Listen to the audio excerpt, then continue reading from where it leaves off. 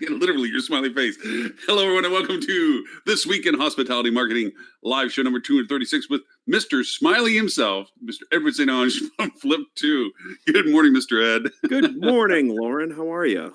I'm doing well. I think we have Katya in the back. I said it wrong. Kat, sorry. I will forever say your name wrong. But we have Kat in the wings. I think she's going to be joining us as co-host as well pretty soon. Robert's list this week, I was praising him last week how good his list was. This week, I got to say there was a couple of duds. Oh, but there were some good ones. It's funny he included the Google Insights because obviously we were looking at that quite aggressively. And there's more than what he had posted. There was a lot more than what he posted. And then I'd say that with a grain of salt only because Robert's not usually Robert is prompt in here at this time. Right. So I get to take his rule in saying that, Robert, you're not here. So we get to do what we do with all hosts that aren't here. Abuse them. Yep. Yeah, exactly.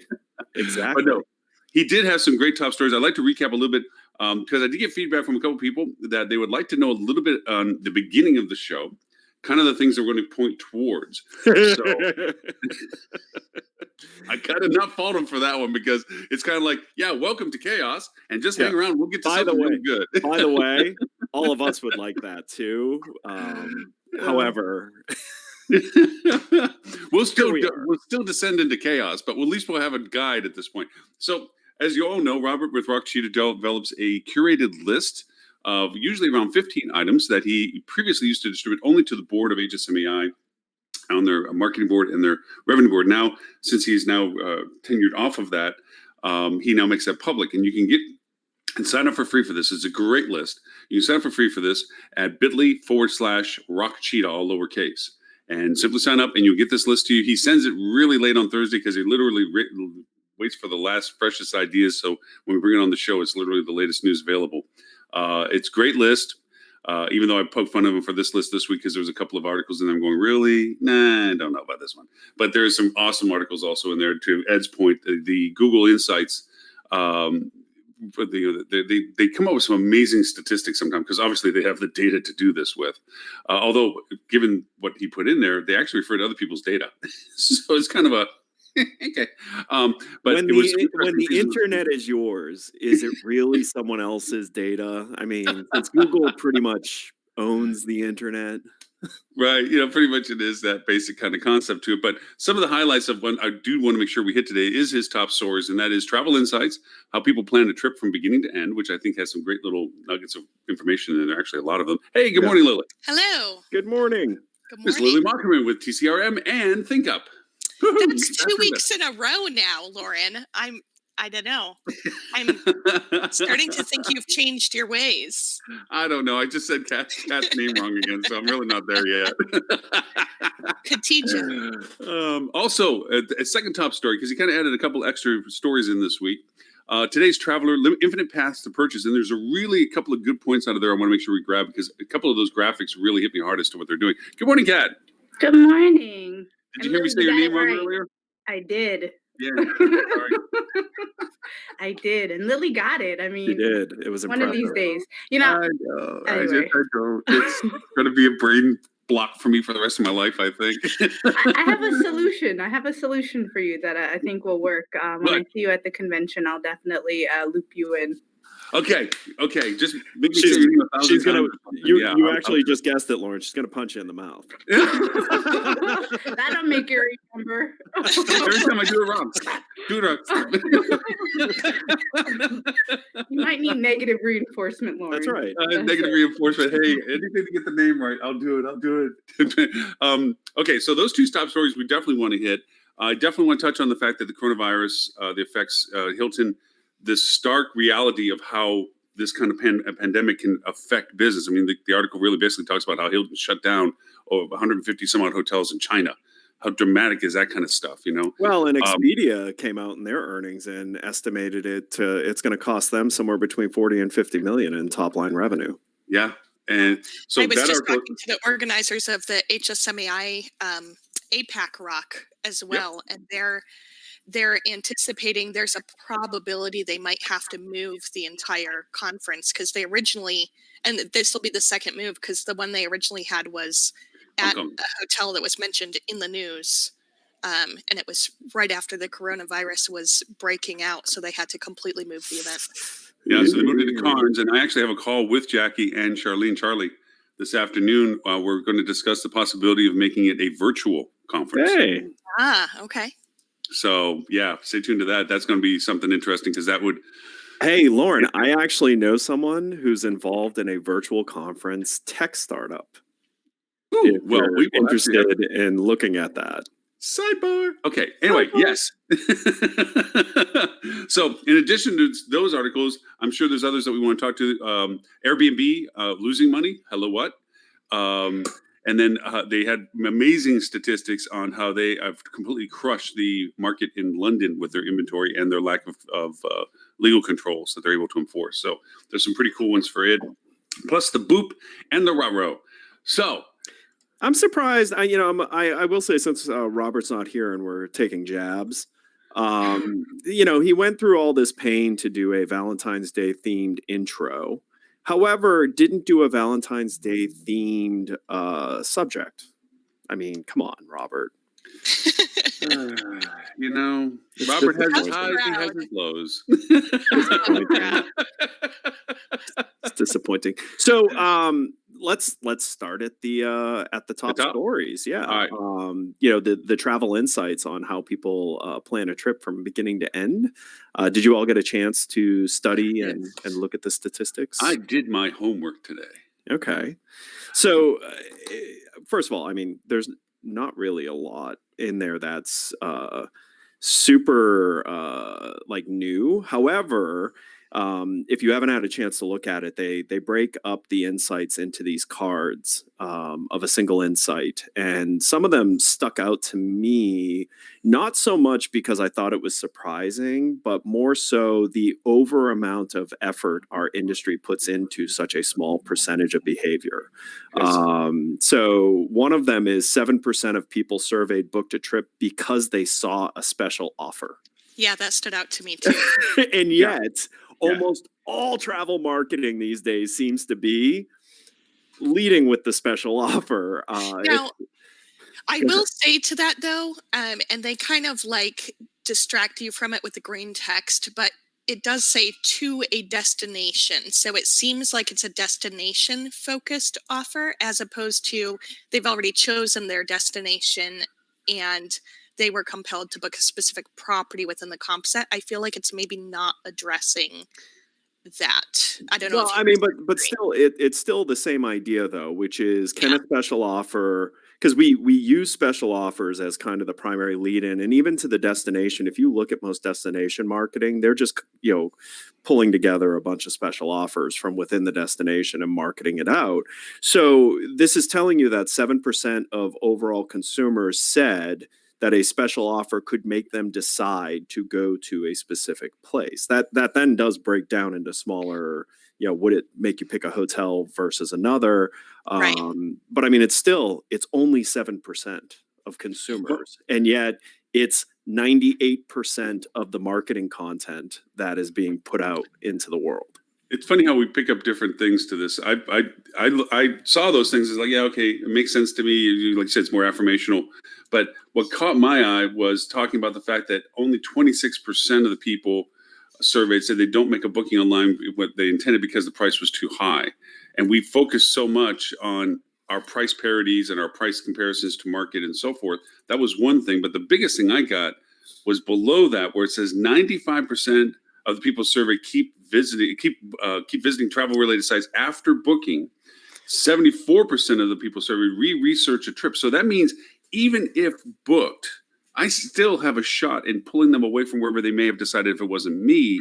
Or you're at risk of losing. And this is also risk of losing. Absolutely correct. But I think I'll channel Tim Peter here. Tim Peter has multiple times has talked about romancing the sale. So the idea is, you got the booking, your post-booking pre-arrival communications process is there to help romance the sale, make sure it sticks, make sure they build excitement. And this is an exact reason why you should be doing that, because everyone listens to Robert Cole and obviously just books whatever to have a safety place and then go and find what they want afterwards. Well, no, see, this is to the brilliance of Robert Cole that he put in 2 articles. See, we've been saying nothing but praises about you, Robert, before you arrived. I mean, nothing negative at all.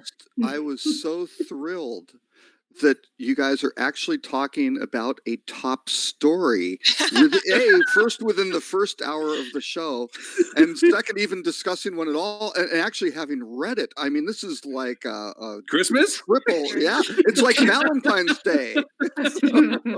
Robert, anytime you send me an article that's really just a series of statistics in pretty boxes, I will be more than happy to read the whole thing. It's very easy to do. Now, did you read the this is a topic I love. second article, though, was the Bain research from last fall that all this stuff was based on. So. Right. And that kind of lends itself to a little bit of what they're talking about is to the inspirational aspect of this, right to what you said, Ed. And that's kind of the kernels I want to make sure we hit on the second article. I don't want to jump too fast, but there's some points out of there about that engagement value proposition and retention of communication and the capability of redefining the value that you represent to their travel, not just that you've provided a service to their travel, like room and rate and stuff like that. There's really some core numbers out of that second article that's connected to this a little bit. But yeah, to your point earlier on is that we seem to be focusing on the odd part of the smallest percentage of impact. Right. Rates, dates, and value proposition, and just cost. And not paying attention to the 47% of people who said that they wanted to make a booking online but didn't because it didn't meet their needs. Right. Yeah. And I think that comes back to, given that this is the marketing show, to also marketing your property. Speaking of not meeting consumers' needs, Stuart Butler, everyone. Glad to disappoint. But no, I think really, like, first of all, if I go to a website, because I've seen myself in some of these categories when I've been traveling on leisure as well. And if it didn't meet my needs, it likely had nothing to do with rate, because chances are I can find a rate to meet my needs. If I've picked my destination, I'm going to book something. But if I don't book because it didn't meet my needs, that means that I can't get all of the information that I need from them. And that also ties back for me, I think, to the 74% of people who research a trip. So if I'm booking, like when I booked my first all-inclusive in Mexico and went down there, I booked very far in advance, probably like 5 months in advance. That's all I really had time for at that time, was to figure out where I was going to go and make sure I had a room and kind of generally that the hotel was the one that I wanted. But it's kind of that, like, you like to amp yourself up as you're getting ready for vacation. And that's where I think the research came in for me. And I'm like, okay, I want to see every single picture I can about this hotel. I want to see every single thing. I want to sort of live the vacation before I'm there to get me through these last 2 or 3 slogging weeks of work before I'm actually on vacation. So I wonder if that's partly where that statistic is coming from, because it looks like even with 74% of people doing that, only 8 are actually canceling their trips. So they may not be looking at other people. They and that entire 8% booked that first trip on booking.com. Right. Well, like, and Lily, when you did the all-inclusive, did you have to pay a deposit or prepayment or anything to lock you in, or was it just a reservation? I did a prepayment deposit in that scenario because I got a better. I actually, we're in the prepaid industry, and saved. I got a very, very, very good rate that wasn't publicly available. But it was right. But that is how the all-inclusive industry works. But here's the thing, Robert, what really got Lily locked in to stay was the all-day nachos. Oh. When she saw that all day, I think no. She was reviewing the photos, and she noticed in the guest room that they had the liter bottle of gin tequila and vodka with like little pourers, and that's what locked her in. To be actually totally honest, because I am a revenue manager, I can't always fully enjoy my vacation when I have to worry about my budget. And so it made it much easier to go to an all-inclusive. On the other hand, the food offering was maybe not what I'm normally used to. And That's for that all-inclusive. reason, Oh, I you think picked the that's wrong gonna have all a quick inclusive. budget. I did. But you know, that's just how it goes sometimes. No, All and the Lily, to the your time. point, you're saying how 8% of the folks that cancel, they end up rebooking that same trip. There's probably a lot of folks that have a list of all the cancellations and it just moves on. There's no Right. steps taken afterwards as an active list of pursuing for that business again or even future business. At minimum now, you see we have at least 8% sitting in there of low-hanging fruit. Right. Yeah. It could be the only 8% of your marketing database that hasn't actually stayed with you. And it's probably the same percentage that is inclined to book based on a price-driven offer. Right. Hey, since Absolutely. three of us, four, are at least going to be at the Navigate, is there a Navis program of recapturing cancellations? That's a great point you just made, Ken. You know, we cancel out and we get the, oh, thank you, so sorry that you're not going to stay with us, blah, blah, blah. But what do we do to chase that? Stuart?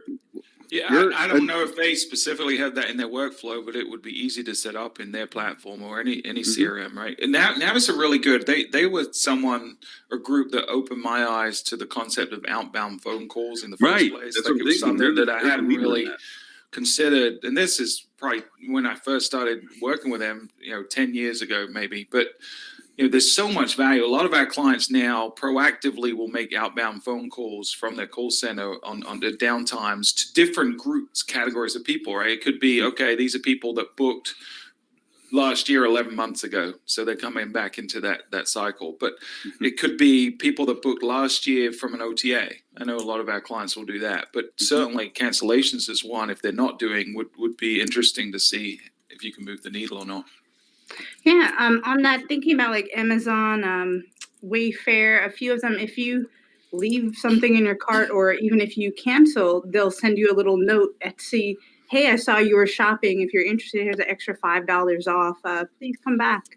Yeah, and cart abandonment's something that's we do a lot with the Sure, CRM yeah. side, and it's very, very powerful. We try to stay away from the discounting and training people to not book so that they get a discount. But the messaging for us is more, we'll leverage urgency and social proof and say, hey, don't miss out. There's only 2 units left. That kind of stuff. That is a lever that tends to work, or reinforces their decision, encourages them. Like 1,000 people already booked this room in the last 24 hours. Those kind of messages tend to push people, nudge them through the funnel a little bit. Yeah, and Stuart's been exposed to the data of something we've been playing with around re-engaging people that abandon mid-process. I wish Ed would stop exposing himself to me, but I keep telling him. Exactly. Every time I You see can- him, You can get a Um, restraining order, but he's in Florida, so it doesn't stick. Yeah. You're in South Carolina. That's right. Yeah. Sorry about but that. the re-engagement process, we purposefully focused on it not having any urgency or pricing based piece to it. Instead, it's very relationship oriented. It's a human saying, hey, I've helped you out. I've set this aside. So when you want to come back, we've got it set up for you whenever you're ready. And the conversion rates are really, really Bananas. strong. Yeah, but okay. Yeah. But going back to, yes, all that. I completely agree with everything was just said. But I think Kat resonates with something that I never really thought heavier about. One of the hardest lists to get from a hotel, if you're not at the hotel, is cancellation reasons for cancellation. It's a skipped product.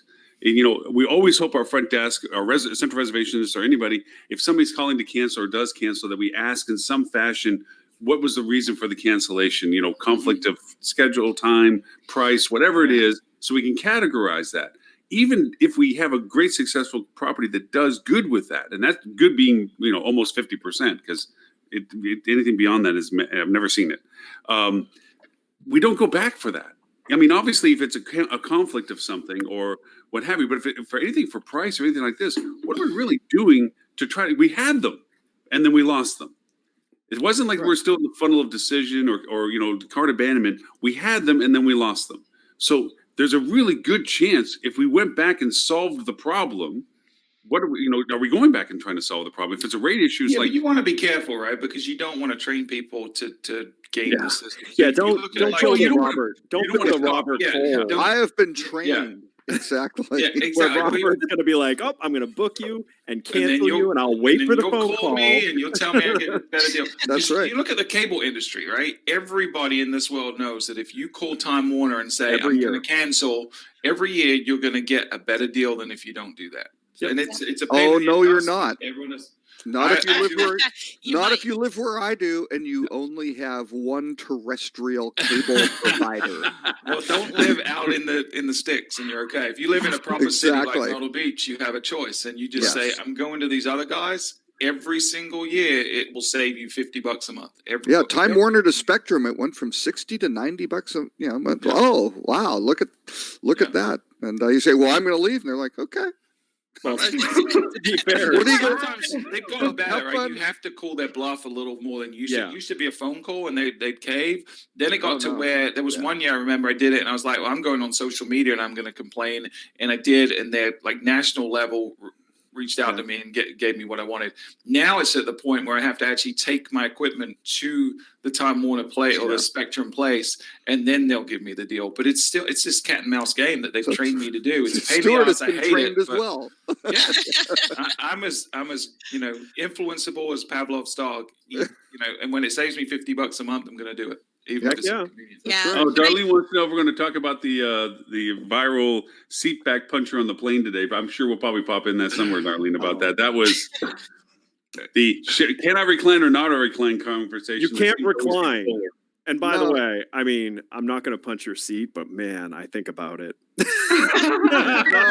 So- I'm on the other side of it. If the airline allows the seat to recline, Then it's you the should airline go has recline. caused this. All right, so It's a product issue. going to Robert's point, then when you get on an American Airlines flight that still has ashtrays in it, that means you can smoke, Robert. No, that's not. That is actually not the case because that's a federal law. Federal law But it's- prevents it. But it's still there. The airline says It's a federal fine. No, law. that's the Yeah, bubble but gum the wrapper airline- holder. the That's airline the doesn't bubble gum announce at the wrapper holder. It's beginning, not the I- ashtray anymore. It's the bubble gum No. wrapper holder. The airlines don't remember created the ever problem by hearing- cramming in the maximum number of seats onto those Right. planes. So I don't remember ever hearing during the flight attendants announcements, please do not recline your seat because it's federal law, Ed. So. Right. The way I see it, right, there's two kinds of people in this world. There's the nice people like me and Ed that never put our seat back because we consider other people. And then there's assholes like you guys that don't care about the person behind you and you're just going to put That's your right. seat back. So no, I'm no, sorry no. you're I on the will. wrong side of this. History will Since- look back at since you we're guys opening this with up, disdain. Just like I Yeah. won't bring a piece of luggage that I can't lift over my head and put up in the overhead bin because I'm considerate and not just going to expect someone to do it for Oh, me. see, that doesn't bother me. That's just common bothers courtesy. me. That if there's a Well, little you- old lady that needs help lifting her bag, I That have no I'll- problem doing that because it's not really old, yeah. inconvenience to me, right? Old is not what I'm talking about. I'm talking about like Lauren Gray type person walking up with their 175-pound carry-on bag that has Hey, like You don't get to the duty free until you get to the airport, right? Right? And by the way, since when is grocery? When is big garbage bags not suitcases? I always get Right. that. Like, what's This up is with that? funny. It's a big Because- bag. It's stuff. Well, It's Lauren has to pack. He has a big tin of tuna fish and sauerkraut because he's going to Yeah. make his own Oh, sandwich. yeah. That's the Yeah. other thing. No, smelly food on an airplane Yeah, is that's, not that's acceptable. way worse. I'd rather have somebody recline their seat than have them Oh, yeah. bring on. Although I Um, will say, women with long hair, the seat back is mine. It's my space. Do not throw your hair Yes, over. I agree. Oh, I oh, agree. Or back. have you seen the Oh, wow. photos of the people that take their shoes and socks off and then Oh, put their it's feet so up? disgusting. Their No, seat no, across Ed. them? between the seats, like all of a sudden you Yeah, got little smelly toes right over here. It's Oh. not Ed, hard. all Traveling you do sucks is for you everyone, travel- right? Just You be travel with a little courteous. pair of scissors. That's fine. I fixed Flip your over the problem. videos. I'm Yeah, feeling, fix the problem. I'm feeling particularly martyrdomish because I don't even fit in these seats. I have to tuck my knees under the seat, whether they put it back or Yoga. not. Yoga, Yeah, that's I- I'm the excellent. I same don't way. put my I seat remember right one the time. fact that somebody like me behind me, it makes it just miserable. Yeah. But I also don't abuse people that do it in front of me. It's like, hey, look, if you recline, you recline. I'm not. Yeah, chat. I'll be. I whisper also have to nicely say in your the ear. aisle sitters who believe that the aisle is part of their personal space and Yes. get mad at Oh, you yeah. when you accidentally touch them on your way to the restroom. Oh yeah, man. Yeah. I get the Well, aisle seat because I really, gotta to stick my be leg out. fair, you shouldn't then be put it back touching in. them with your hands. I mean, it's one thing to bump them, That's but to be right. like, Yeah. As you're going past everyone. That's Robert's way of moving down the Lauren aisle. just- That's Lauren disco just walk walked for down him. the aisle It's on the way to the restroom. Actually, I thought the best comment on that thing was, and certainly someone brought up the gender issue of women traveling, doing certain. If that had been a guy, that guy wouldn't have been doing that. If that was Oh. Lauren sitting in the seat in front of that guy, I don't know. That That, would guy not was be a jerk, happening. regardless Yeah. of who was in front of him. Oh, yeah. I don't know. I mean, I've had it where literally somebody was like kicking my seat, and I turned around and says, "Kick it one more time, I'll break your freaking foot." And he's Really? like, Now- and it was a 3-year-old child, but that's Back- okay. back in my, he was 2 years old, but he understood what I was saying. No. Oh no, I've had that where that's been happening where it was more like a 4 or 5-year-old just kicking the seat back and forth, and it was my wife, and she's going nuts. I went, "You need to make your child," and they just like, "You don't exist. We're in our world. This is our." I mean, Listen, that's here's the thing: insane. flying sucks for everyone. Just be considerate to everyone Right. else and Just be be as thoughtful tolerant, as you because can. there are going to Yeah. be assholes out there that do stuff that annoys you. But you're not on there all day. It's a few Hey, hours. We Just didn't even tolerate hit the it. It's armchair okay. wars. It's We didn't fine. even hit the armchair Yeah. war. My Oh, point yeah, with the no, seat it's easy. recline. My point with the seat recline is the airlines have also limited the recline so much to like 2 degrees that in many cases it doesn't even matter. Right. Well, It's so like- back in my busy international travel time, pre-kids, When I you're a was jet-setting playboy, yeah. when I was spending upwards of 12 to 18 hours on a single flight, there was a little device that I used to have that you could actually You jammed put in the seats. on the seat in front of you, Oh, and it Yeah. stops You're one the of those seat people, from were you? reclining. They Oh, banned those those are- things. yeah, that's So I not always good. would make sure I'd get on the plane super early. Like I Oh, gotta be you're the one of first one on. those Because it's amazing how many people will just accept that their seat doesn't recline if when they go to try it doesn't recline. Yeah.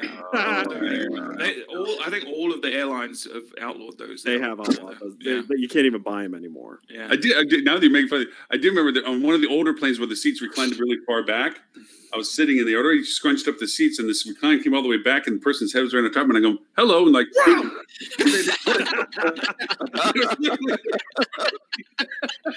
It's like Andre the Giant sitting behind you. because I mean, I'm sitting high enough in the seat. that Hello, literally the seat's here, and I'm like, "Oh, okay." I'd say the worst thing I've had is with that when there's a screen behind the seat and all of a sudden your movie's like right here. Oh yeah, And, yeah, you yeah. know, you can hear and see everything very well. I like it. I like it when people go over like you get on flights that those screens don't work. Mhm. Oh, and So they're I'll just hang my iPad up and I'll start playing a movie, and people start watching the movie with me because gotta get through. like, how That come is- your screen's working? They're like, no, it's Yeah. an iPad. And It's been Lauren's that much favorite time movie since is his favorite movie is Reservoir Dogs, so he'll just have it right up. Yeah, especially when there's little kids sitting behind me. It's one of the Yeah, best things exactly. to put up. Yeah. I think okay, that we digress. We did not get your second top So, story. so I'd like to point out that we were actually on a really good track of having a Until quality Darlene show, threw us and then So Darlene brought up. Darlene's fault. the cratered. penny on the railroad tracks. That's it. Seriously. I said we didn't have to get to it right then, but then we all had stories to share. Well, it's a divisive topic right now. People are Yeah, very divided on Ed, it. Ed Oh. puts little wedges in. He's that kind of guy. But anyway, so the second Google. Darlene, wait, Darlene. Darlene is trying to help our friends at Oracle find a VP of sales for major accounts. Ah, So is we that should what make it. Yes. So there might be So- some. Okay. she's posted the little file. So I'm not sure. Maybe she didn't want that put on the thing, but hey, we're open game here. It's there. If you don't want it shared with people, don't tell Robert. Don't anything. tell anybody. Yeah. Yeah. Oh, no. Hey, I was like late. Mick I from was late Crocodile today Dundee. because I was working on a cross industry pound a square peg into a round hole project, which is very interesting. I can't talk about it, but that's all. But you just did. Yeah, you Yeah, do. just, so there you are. Well, Right. that's a pretty generic. The a Acme pretty Square generic Peg description. company is really Robert, I'm mad trying to at keep you with your own articles, okay? Your own articles. you. Squirrel. So The second top the bakery. story. The second top story.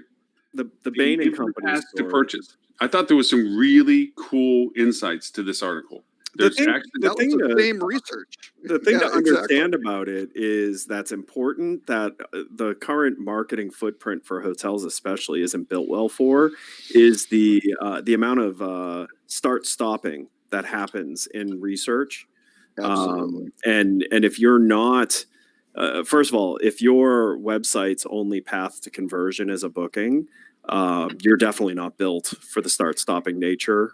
You need other reasonable calls to actions that people can take to show interest in you and get engaged further. So you potentially can remind them when it's time to start again. The cross device nature of how people move as well means you really have to be thoughtful when you look at your analytics and you're trying to get to the bottom of what people are actually doing and what they're actually looking for. And then it's not at all in this, but my God, have more than 2 pictures of a room. Just as a consumer, please. And include the bathroom. yeah, Good and photo. very much so Exactly. for that. And And the I cat. would actually go a little bit farther forward with the ADA conversation as well and say, make sure you take more pictures of your ADA compliant room so people understand the logistics that they have to consider if they're in your room. Because simple little things still happen, whether you put the coffee machine on top of the TV armoire for a handicap room. It just doesn't work. Well, you try know, not to or- have an armoire anymore either. I mean, I thought those Well, were yeah, the done fact that they even have one, what when we this went is to made, you know. LTE, you know.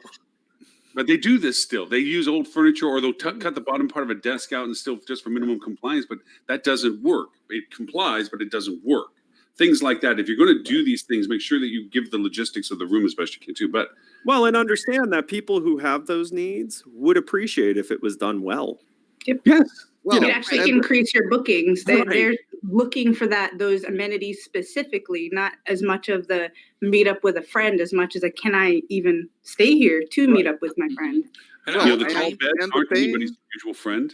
Yeah, but the I would- Bain stats said that. They said if the price premium for trips booked in the US when a raw need is met, needs driven, you get a 15% price premium. Oh, if you're price driven, it's a 20% discount.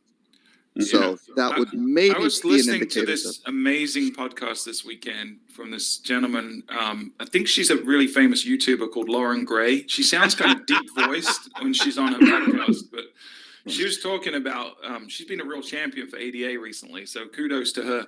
But this Lauren Gray person, whoever they may be, was Yeah, talking right. Well, about gender how- fluid, very gender fluid. How do you promote ADA compliant stuff? Do you want to tell the story, Lauren? Because you said about this on your show about how. No, someone well, the told you podcast I really was way amped back. up because I found a neat plugin that I thought was helpful. And I already shared it with you. And yes, you know, you always have this data collection issues and so forth. But All right, don't go down the rabbit hole. Just tell the story about why you don't need to market ADA compliant stuff anymore. because, well, I mean, this goes back 15, 18 years. I went to a conference that was talking about special needs travelers. And this is before social even kicked in. There was no social. And I said, how do I market to these people? And they said, you don't. You just make sure that you provide the services to them and they'll share that information with everybody else that they communicate with that have the same requirements that they have. They create their own communities. And Right. from that, Well, you're they going already to have their communities, right? And you just become very Absolutely. visible in them. So I'll give you an example of this. So I work closely, as Ed does, with the Myrtle Beach Area Convention and Visitors Bureau, which is also part of the chamber. But they spend a lot of money, obviously, driving tourism to the area. They've spent a lot of energy and focus over the last couple of years becoming what's considered a autism-friendly destination. It's one of only 2 beach destinations that actually can claim that right now. And the amount of focus we've gotten from people with autism, their families, everyone that impacts, has led to this massive surge in travel from these communities. And it isn't that they're spending money on these massive advertising campaigns. It's just that they spent the time to make it welcoming and inclusive for those people. And it's paying really dividends. The key is you've got to deliver on the promise, right? If you say you're something, you've got to really Well, make sure don't the don't experience check is the there. box. Think No. through what the person wants. They're Right. people. Well, Like, so, you know, cutting a hole in a desk so something fits versus a nice desk will have very different results in how people feel about it. Yep. So don't meet the bare minimum. This is the hospitality industry. So let's show some hospitality, and it will drive loyalty among people who care about those things. And we've talked about this in other forums before, like Pet Friendly. Pet Friendly isn't charging a pet fee. That's pet accepted.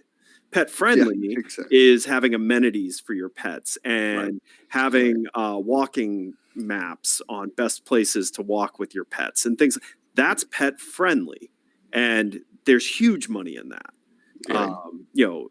But and that's the difference between checking the box. Yes, you can bring your dog. It's going to cost you $100. You get nothing for it. Or here's Fido's spa, and you're going to have selfie stations for you and your pets and things like that. Right. It's a huge difference, and where you see the difference is in how people spend. Yep. Mm-hmm. Absolutely. To your point, Stuart, one of the easiest things that a hotel can do to be autistic friendly is have a quiet floor. I thought that was an amazing, simplistic thing that was actually highlighted in Canada, in Vancouver, was some of the hotels wanted to be more sensitive to their travelers around the hospital that was a featured hospital for autism studies and so forth, blah, blah, blah. And the biggest recommendation the hospital gave was you need to create a comfortable, safe environment for the families. And if you can designate an area of your hotel that by mandate after 8 p.m. is quiet, that there is nothing else going on, that simple function can be a huge value aspect. And it's a big deal. That's one of the things Myrtle Beach has done. The airport now has an autism-friendly area where sound is excluded and people can go, and children need some downtime from all the sensory input of travel.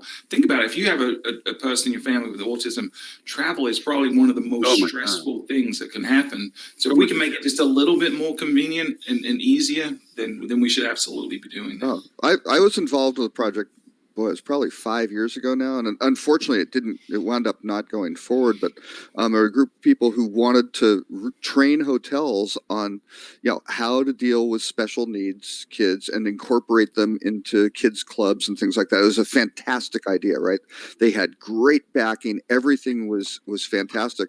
None of the hotels wanted to do it because their model wanted to be go train the hoteliers, right? And none of them, the hoteliers across the board, wanted nothing to do with it because it would increase their risk and liability and that sort of thing. They're like, no, if something goes wrong, we're going to get sued. So it was just stopped. The opportunity was to go franchise it and then have it outsourced and outsource your kids. And these guys could have done it, but the founders of this organization didn't have an appetite for that, right? They wanted to be more, no, we don't want to go make a bunch of money and go do this with the franchising thing. Let's go just tell people how to do this, have somebody else actually do it. So it never went anywhere, but huge opportunities, huge money, profitable, providing a huge need. Somebody should be filling that. Filling that. Well, and Disney and Universal here are they do a great incredibly well trained on many different needs of people. I've seen it many times when I'm in the park, and it sticks out to you because it's like, wow, like, well, it still makes nice human beings being nice and compassionate. Wow. Yeah, we have an enjoy employee, your product and enjoy we have an their employee life. here that has his daughter has autism, and they go to Disney every year. And what's amazing is that not only are the staff there trained to deal with the special needs that exist, but they're also trained to identify it and step in when it's needed. And he says he goes there, and they've been going, she's, I don't know, 8 or 9 now, but they've been going for multiple years. And when they go there, the staff that are still there remember her, know her name, play along, like really go above and beyond, invite her to do special stuff and treat her like a little princess. But, and it's it's authentic, it's genuine, and it's part of the culture. So it really makes a difference. So they will go every single year that they can because of that. And they do, and properties that do that, they lock in, and as Lauren said, with the various communities and support organizations that these people are involved with, the word spreads because again there is such a massive gap between the needs and what's being provided. If you're stepping up and doing it right, and it's not just identified. It's not just identified things like that. Like, by the way, Lauren Stewart and I spend quite a bit of time talking about hotels that actually have shower heads at the right height. You know, because there's nothing worse than stepping into a Oh, shower yeah. and having the shower head Yeah. here. You know, so thinking through the general needs of the many different types of people, the giants like Mhm. us, you know, people who have sensory overload issues. I mean, there's all sorts of opportunity, and it's a deep level of appreciation. You know, and that's what you garner from that. It's where all of a sudden price sensitivity falls to the background. Yeah. The desire to try something else falls to the background, and you build a strong connection when you fundamentally meet the needs of your different guest audiences. And it should be mutual. I mean, there should be appreciation and gratitude from the hotel that these, you know, these families or whoever would be staying with them, right? That's what hospitality. Mhm. That's what It's Linda, so I don't want to get hospitality off from the article too much, but there is one aspect about this that we're really talking around, but we should point it directly out, and that is developing a well. If you listen to Navis, as they point out, it's not CRM. CRM isn't just data collection. CRM is about keeping track of who you do business with in such a way that you can continue to do better business with them. And keeping track of these things. I mean, it's remarkable what you just said, Stuart, that these people, for the thousands of people that they see, would be so tuned in to be able to remember the nuances of individuality. You know, that's impressive. You know, we can't think that our staffs are going to be that good at that, but hope would be. But, you know, having proper data that when they do reach out to you and you can pull up that data when they arrive, you have their history of them because you took the time to keep track of the history of them, not superseded and short-circuited the data.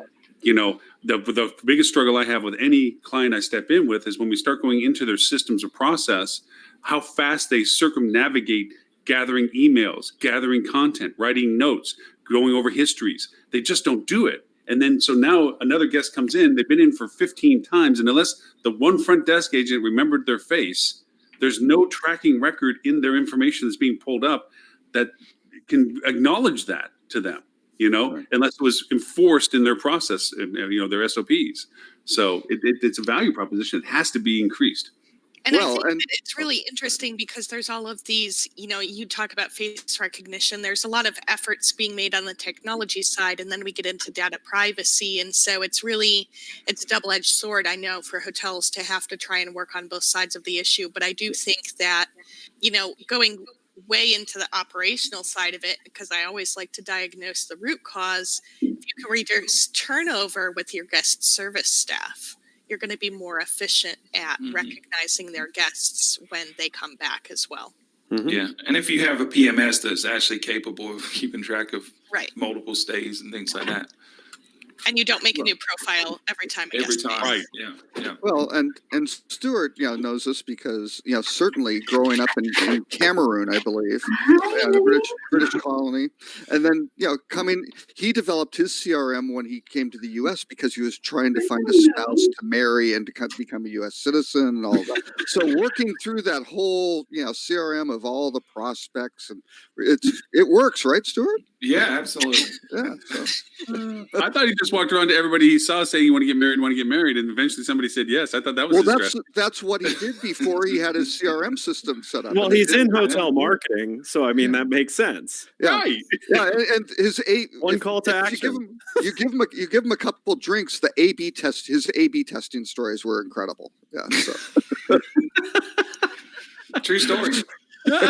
Hey, so I do want to make sure that we hit on this article that if we look down to figure 3, I thought I'm actually going to steal. I'm going to borrow this because I think it makes some great points about where are we in the engagement relationship for our guests, because it kind of gives like a Maslow's hierarchy in a strange way, or at least a way of looking at it.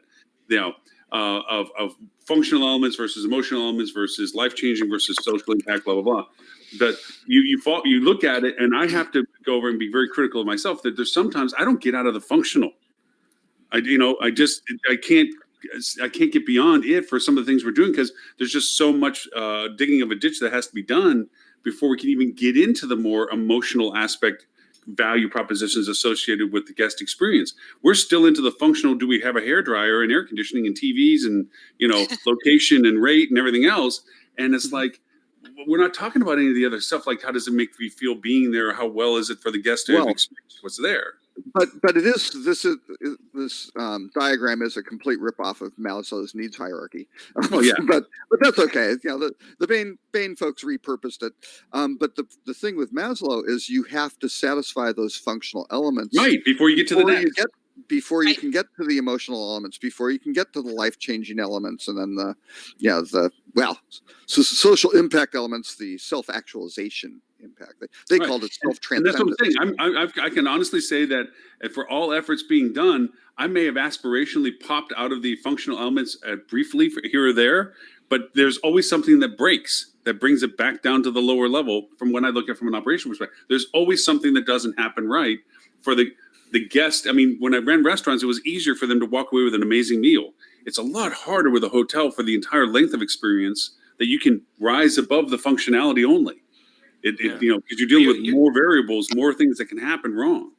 Yeah, and you're reiterating what I think we've probably all seen Simon Sinek and what he talks about with the golden circle, about the what, how, why, and how most people function from the what first. And if you look at advertising, most of it is price or location or the stuff about what we are.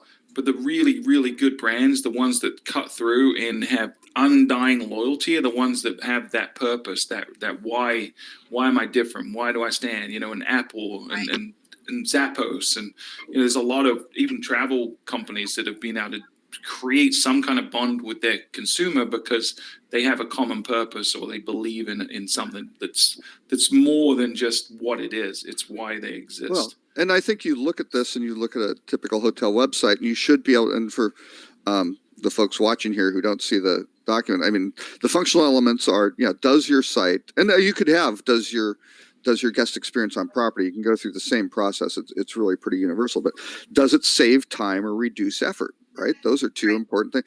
Does it simplify things? Does it avoid hassles? Does it make money? Does it reduce costs? Does it reduce risk? Does it improve quality? Does it organize things? Does it give you more variety? Does it integrate things? Sensory appeal. Okay, Stuart's still experimenting with the scratch and sniff websites. I know. So that's a fuel travel. Smell-o-vision is going to be a thing. Exactly. But then, you know, does it connect or inform? And you need to go figure out all those things, because for different people and different personas, each of those is really very, very important, because some of them, they want to reduce risk. That's why you have more than 2 photos. And as Lily said, have the bathroom. That's an important area. Yeah, is it better quality or is it lower cost? You need to address all those things. And if you can start tailoring those points to specific personas where you know it has, you know, extra weight or importance, then yeah, you're going to be doing much better than the others, because again, the bar is so painfully low. Right. I think though that it's really interesting, because I literally just used Maslow's hierarchy in a training a couple weeks back. And I think it is something that we get so far into the psychology of pricing, and everything's about price these days, because it's so easy for everybody to understand math, right? We all speak the same language when it comes to math, and human needs and emotions are messy things that people just don't want to have to deal with all the intricacies. So obviously you have to make a few broad generalizations, but in my training, I talk about how it really comes back to, do you understand your target market? Because if you have a defined target market, that's how you're going to be successful in addressing that target market's needs. And you're always going to have a few other people stay with you that are outside the target market. But if you're out there trying to be everything to everyone, it's going to come across inauthentic at best. Well, you're likely to just be nothing to everyone then. Right. Exactly. Then you really dilute yourself to just being a price on a hotel room where you're staying overnight. You know, if you want to be a destination market or a resort or something like that, you better know your target market and be doing something to speak specifically to their needs. Yeah, and we do that on the software side. You know, if I'm selling, say, a booking engine to someone, we cater the conversation to the audience. So if it's an owner, they're their hot buttons and their priorities and the value proposition is different. They're more interested in profit and things like that, whereas an IT person might be more interested in compliance versus a marketer that's more interested in the guest experience and ROI and things like that. So Sure. I think it's the smart approach, because not what people see as value is going to differ based on their specific situation. I think, the article had a lot of other great points to it, but I think one of the statements, and that's literally just below the diagram that I'm referring to, figure 3 that they have, is the de-averaging and personalization of your marketing approach goes to, well, I don't know if I'm saying the statement right, but the cost of your good enough website, the cost of your good enough service is much larger than you think it is, because you are in that bell curve of white noise, that vanilla of you're just like everybody else. And I think going back to last week's conversation about brand value deterioration, about their inability to get into depth with their capability of service, that's what you're kind of facing is, if you're brand X, you have 5 modules that you're able to create. You have the X amount of content that you can ever put into it. You have X number of keywords that you can be highlighted for that have to be compared against everybody else's functionality in the brand saturation of your market. You have X number of pictures that you can put in. You have X number of ways you can put into your Google business, on and on and on. And what you're left with is homogeny. You're the same as everybody else. And, yes, that's what brand does, is the representation that as you walk in, you're going to get what's expected based on it, wherever you walk into. But it does deter from the capability of that personalization. You become the average. Right. And you're only going to get average consideration. Right. And I think it goes back to what Ed was saying about not doing things just to check them off a list, but actually having a strategy and thinking through it. And part of that is also having focus in the right place and making sure that your energy is being have the biggest impact. So I had a conversation with a client last week, and we were talking about it. They have multiple properties and they have an internal team, and then we come in and support them. She's new in the role of director of sales and marketing, and talking about, well, I'm trying to figure out where our energy is being spent. And when looking at it, like 70% of some of the employees' time was being spent but social media. And then why do you have to freeze now? You're saying good stuff. He always freezes when he makes freezes when he's like gonna make good points. And I think it's to make him sound smarter. We're filling in that he's saying really smart things. It's because my brain's trying to catch up. Can you hear me? All right. So where did I drop off? 70% time spent on social media. Yeah. All right. So 70% of their time was being spent on social, and only like 10% of their time was being spent on email. And so we started looking at which has a bigger impact on the business. And if you flip this, how's that going to move the needle? But a lot of people do that. They spend their time on the things that are easy, or the things that they enjoy, or the things that release an endorphin kick because there's a metric that they can chase, like a like or share or whatever it is. So making sure you really think critically that your focus is in the right spot. I think that's critical. Mm-hmm. Mm-hmm. Absolutely agree. Well, a bit of a change of gears. I mentioned one earlier on at the beginning of the show that we were going to touch a little bit on the coronavirus impact and the scale of what this represents. That, the Hilton article, I think, brings home, just imagine a city the size of Dallas being shut down from being able to be traveled from or in. Oh, whoa. Not the size of Dallas. Well, all of the metro area. Wuhan has, I think, 11 or 12 million people. That's 50% larger. 50% larger than New York City, right? These are amazing. Let's even take a bigger city, yeah. And just says nobody goes in or out, and everybody has to stay in. Or worse yet, you're on a cruise ship, and you don't have the virus. And you're fine, and you want to get the heck out of there, and you can't. That's not. I'm saying from the city perspective, imagine all the commerce stop. Nobody's working. Nobody's doing anything. You sit at home, and food is being delivered in bags. If you have that built, they're trying to create some sort of scale of being able to do this for the entire city, which makes just that kind of scale. And then this Hilton article, which will pop up, they closed 150 hotels. Closed 150 hotels. Nobody's working. Wyndham, I believe, has all the hotels are closed in China and stuff like that. Apple and all these other companies that are manufacturing, stop. Out of parts, stop. Everything's stopped. You want to avoid a pandemic.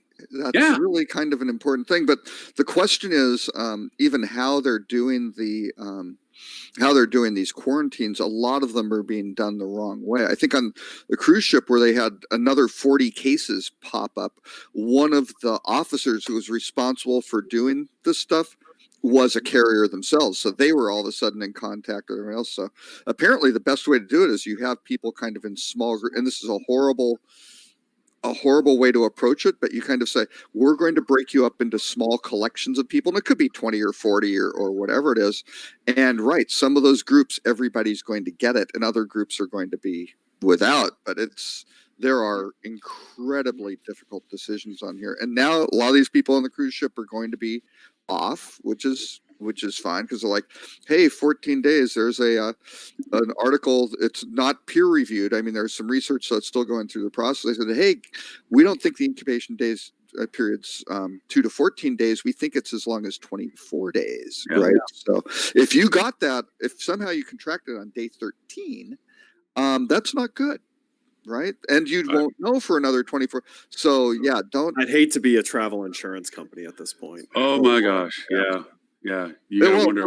Mobile World Congress in Barcelona canceled completely. Huge thing for the mobile. That's a huge conference. Well, even just we were talking earlier on with Lily, the APAC, HSMA's APAC rock conference that was moved already because of concerns over to Carnes is now we're going to have a discussion about putting it virtual because it just nobody the cancellations exceed the actual bookings, because people just can't travel. It's not whether they want to or whether it's literally that, which again we touched a little bit last week on, and I know Lily and I are going to be on a really rocking panel.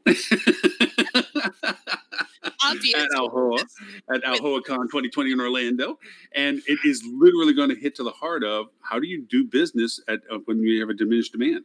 And these are, these things are going to create this, and who knows? They're even saying that we're going to be having this effect into next year.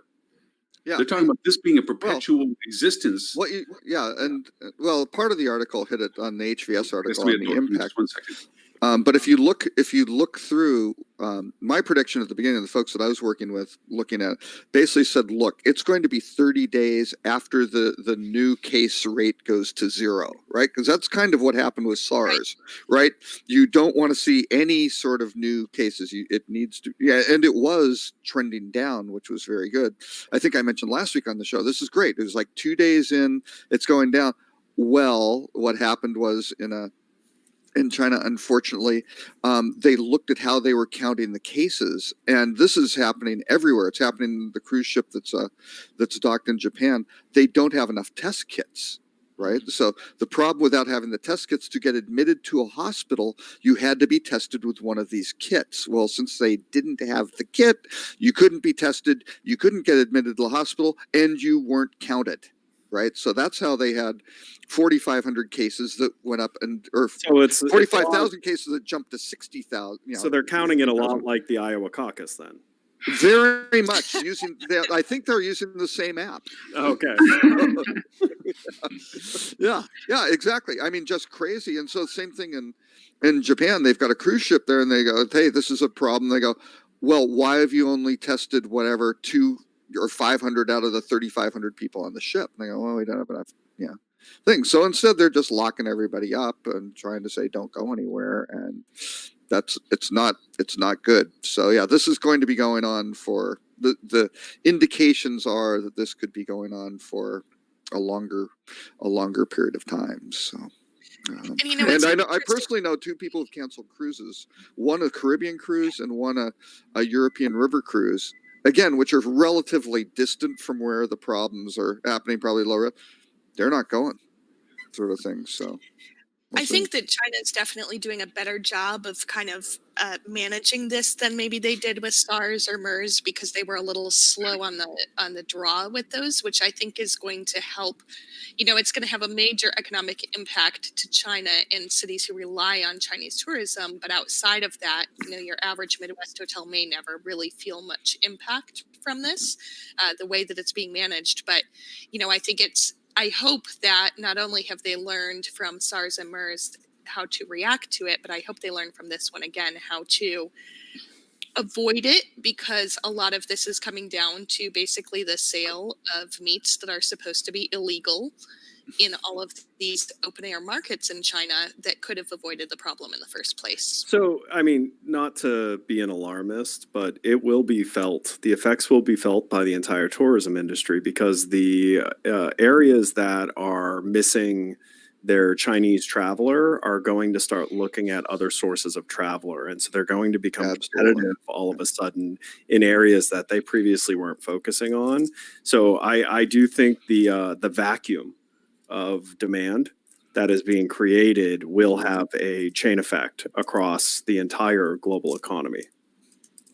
Oh yeah, people not wanting to get on planes, people not wanting to go travel, even to different destinations, just because they're uncomfortable. You know, looking through those needs, right? The main needs. You're like, hey, lower risk is a big thing, and even though the risk, you go, come on, let's cut. You know, Lily will do the math, figure it out, and go, hey, we got 0.5% chance of this happening. Let's just go. I don't know. Is that sufficient? 1 in 200? I don't know. So, yeah, it's going to be it's going to be a problem. Things at work, though, Ed, to your point, because if you think about, I don't know what the net difference is and how many Americans travel abroad versus how many Chinese folks. Agree, Stuart. I agree. Right? Again, you sound incredibly intelligent. There's a lot. Yeah. I don't know what's up with this. But a lot of Americans are not going to travel abroad, so there's an opportunity. I think there's going to be more domestic travel than and it's going to be hot potato. And so, good marketers are going to pay attention to opportunities that they can target to make up for whatever they are losing due to the kind of musical chairs, hot potato type action that's happening. Oh, that, and I imagine cancellation policy should be revisited to some degree related to this, because you can get the business back once the climate changes. But on that, I actually have to step away. So I'm going to say goodbye to you. Thank you for joining us. If people want to learn more about you or what you care about, where should they go? You can look me up on LinkedIn. Otherwise, feel free to email me at cat.m.speaks@gmail.com. And if you really want to find me, come to the AHOA convention, where you'll also find very clever and Lauren. April 13th through 16th in Orlando. So you can see the mount and AHOA. Kat, messaging is very important in the construction of it. Saying to meet you at the convention, brilliant. Saying that Lauren is going to be there, no. Counterproductive. Okay, you just completely undermine that whole thing. So. It's a good and a bad. It's like exactly. Wow, I'm going. Oh, wait a second, maybe not. You see, I mentioned Lily first, right? As kind of this. That's true. That's true. Strategically done. Yeah. So good. Well, Kat, thank you very much for the time. Kat, thank you very much. Have a wonderful weekend. Thanks for joining and keeping this place, somewhat legit. Enjoy your Valentine's Day weekend, everybody. Don't get too crazy on chocolate and wine. Or whatever you do. Don't eat the flowers. That's right. Don't eat flowers. I will see you next week. See you next week. Bye. One point, Lauren. We always have kind of like not great pictures of us when you get hold, but yours is just a logo, right? So I think you need a picture of yourself. And I found one. There's Lauren Gray. That's his Lauren picture. Gray, all right. Yep, that's what he. That's Lauren, what he that Instagram filter you're using there is it's really good. Really good. It's impressive. I told you when I joined TikTok, just because you always got to jump on the platform. It was one of the few I was actually late to the game on, because what happened was Lauren Gray, that girl, has 3 million followers on Instagram, and she really got her fame on Musicality, which Musicality blended into TikTok. Yeah. So when she went into TikTok, she was already blowing everything. Yeah, it's Musically, by the way. Yeah, I thought it was Musicality. Okay, whatever. Music.ly. Musically, yeah. Musically, okay. So, anyways, there was already a lot of wannabes in there. So there was Lauren Bajillions in there. So I ended up having to do my typical Lauren E. Gray one, which is nobody else had. So it's Lauren E. Gray. Well, actually, it's Lauren and Renee. We overlap by 3 letters, so it's Lauren. Get it? Renee. Oh, Lauren. Yeah. And then sweet, yeah. It's Valentine's. Whatever. Hey, there is a new social media network. So Lauren, you need to go grab the Lauren Gray name because that is your name and you had it first. It's Byte. Are you familiar with BYTE? Byte.co. It's by the guys who created Vine. So it's 6-second okay. looping video. 6 seconds, New thing. yeah. It's just started. The content isn't great. It's a lot like TikTok right when it started. But yeah, you should definitely go check it out and get your name so other people I'd won't. like to hate TikTok, but it's fun. Oh, TikTok is very, the kids very use, for smart. sure. Yeah, I Yeah. see some very quick makeup tutorials in Lauren's future. exactly. Well, she is quite good at it, and she does all the music stuff too. But Yeah. No, Lauren he was uses talking about Spack- you, Lauren. Lauren uses Oh, well. no. Lauren uses Spackle. That's really one of the major. and a trawl. Yeah. All right. Okay, so going back to the articles I said we would try to hit. Okay, Airbnb loses money. Yeah. They Sure. had a pretty now. In fairness to them, because most of the articles haven't been picking up, some of these were extraordinary charges and things like that, kind of one-time charges for acquisitions and stuff like that. So I don't think they've completely blown apart their business model, but yeah, it's not necessarily Not a good thing to have panacea. leading up to an IPO. No, absolutely not. And they must have known. I mean, when you do acquisitions and things like that, I mean, and you're planning an IPO, someone somewhere is looking at what the story looks like for these things. So, yeah, so they must have known it was going to happen. So I guess it's Well, I we'll think see. also, we just went through this wave where they're like, okay, well, we're going to inspect all of the listings because there's all this, Yeah. fake listing business going around. So that's got to be very costly. Yeah. And I'm curious to know if they're going to shut down the one that I recently stayed at in New York City that had a nice. First of all, it was over a Chinese restaurant in Chinatown. This was just a. That's super convenient. That's right. It was actually, but I'm actually kind of glad this was right before coronavirus. So who knows? I didn't buy any food. But anyway, so you actually kind of walk almost through the kitchen in order to get to the staircase for the upstairs apartments. Awesome. And there's a little bulletin board with all of the information for the workers. And one of the things said on there, all Airbnbs are not allowed in this building and you will be kicked out if blah, blah, blah, which I'm sure was not a note for the guests, more so for the owners. But Yep. I figured that as two white women staying in this apartment, we didn't look out of place at all with the other residents, not even a little.